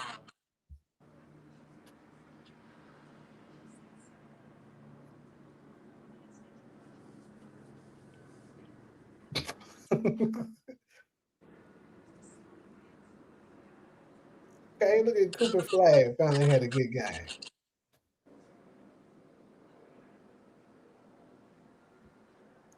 Devin Booker got 27. Come on, bro. I need you to get 2 more points. You can do it. 7 seconds 7 left. seconds left. What's the most you ever won? On sports On betting? sports betting? Yeah.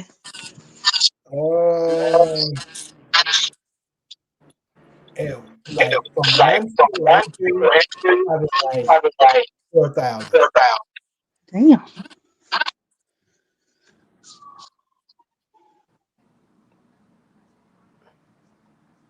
But like in a But like in day, a day, I don't hit their I ass for hit like their ass for like what? what app you use? Prize pick. Prize pick.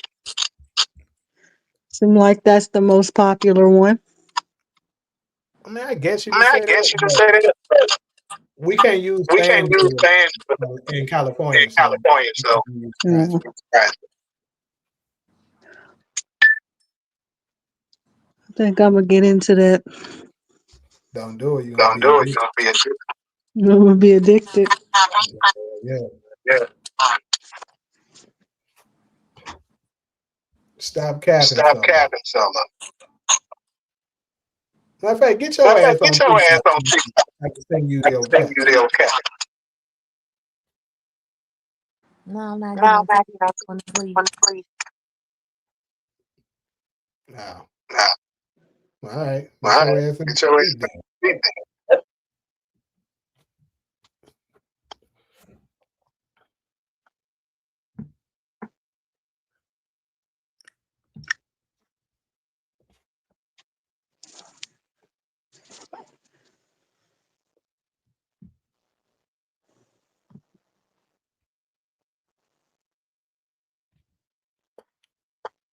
Yeah, he on Twitch too. It might be solo. Why she trying to put it on me?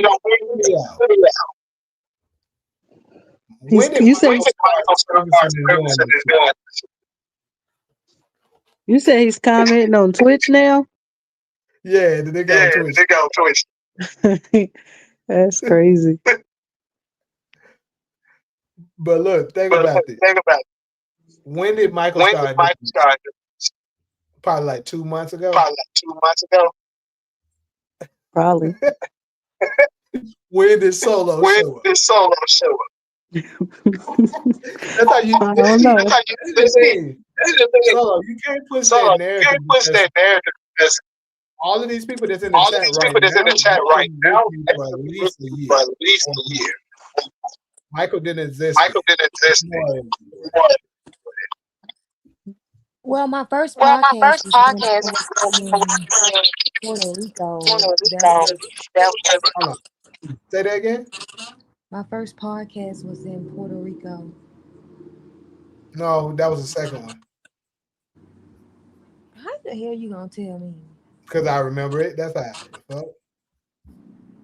I'm telling you, it's the Well, second. that's even more closer. That makes me more innocent because that's further away from 2 months ago.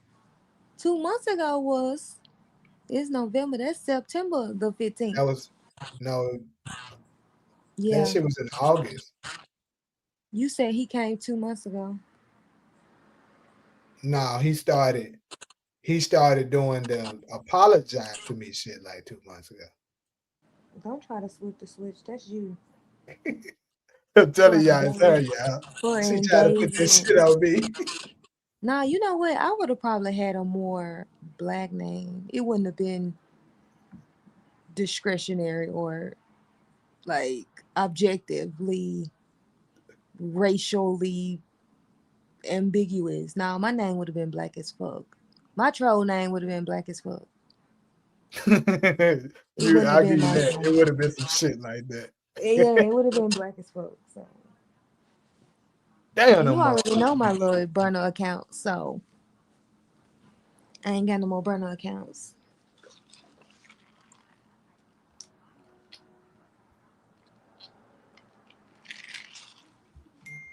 That's a good topic, Ali.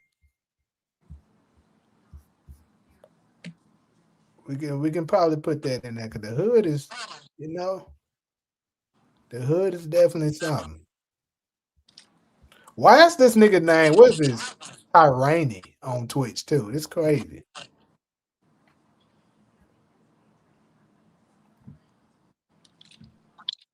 It's tyranny because he's a tyrant. He is a damn annoying ass tyrant for sure. I'll come up next week. If I'll just skip the Bible talk if y'all doing that. Damn. Hey, bro, we really bro. You said you blocked him on Twitch. How can you? I didn't know you had authority to block him on Twitch. Damn.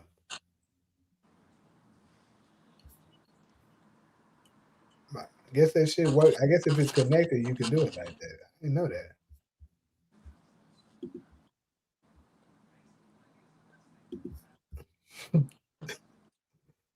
Well, anyways, y'all, this has been great. This has been a funny, great discussion. We identified Michael.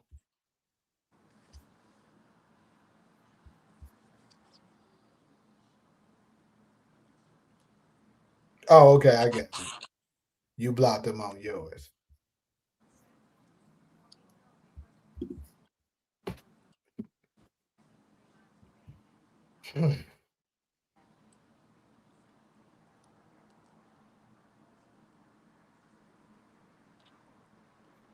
But yeah, I'm gonna go ahead and let everybody go. Y'all have a wonderful and good day. I'm gonna catch y'all on the next one. Yeah, I'm about to go to sleep. Do you have moderate? No, I don't have moderators on Twitch. I don't even know how to do that shit on Twitch. And you say, "What a real Michael? Please stand up."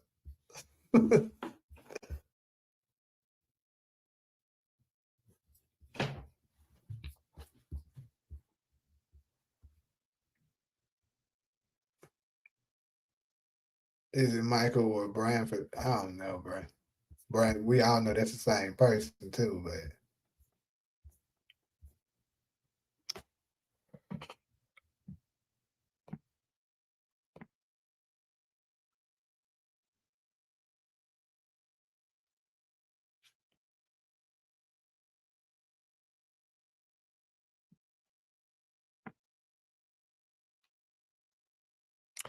All right, y'all. I'm about to go ahead and head out. Appreciate everybody stop through. All right. Have a good night, y'all. All right. Bye.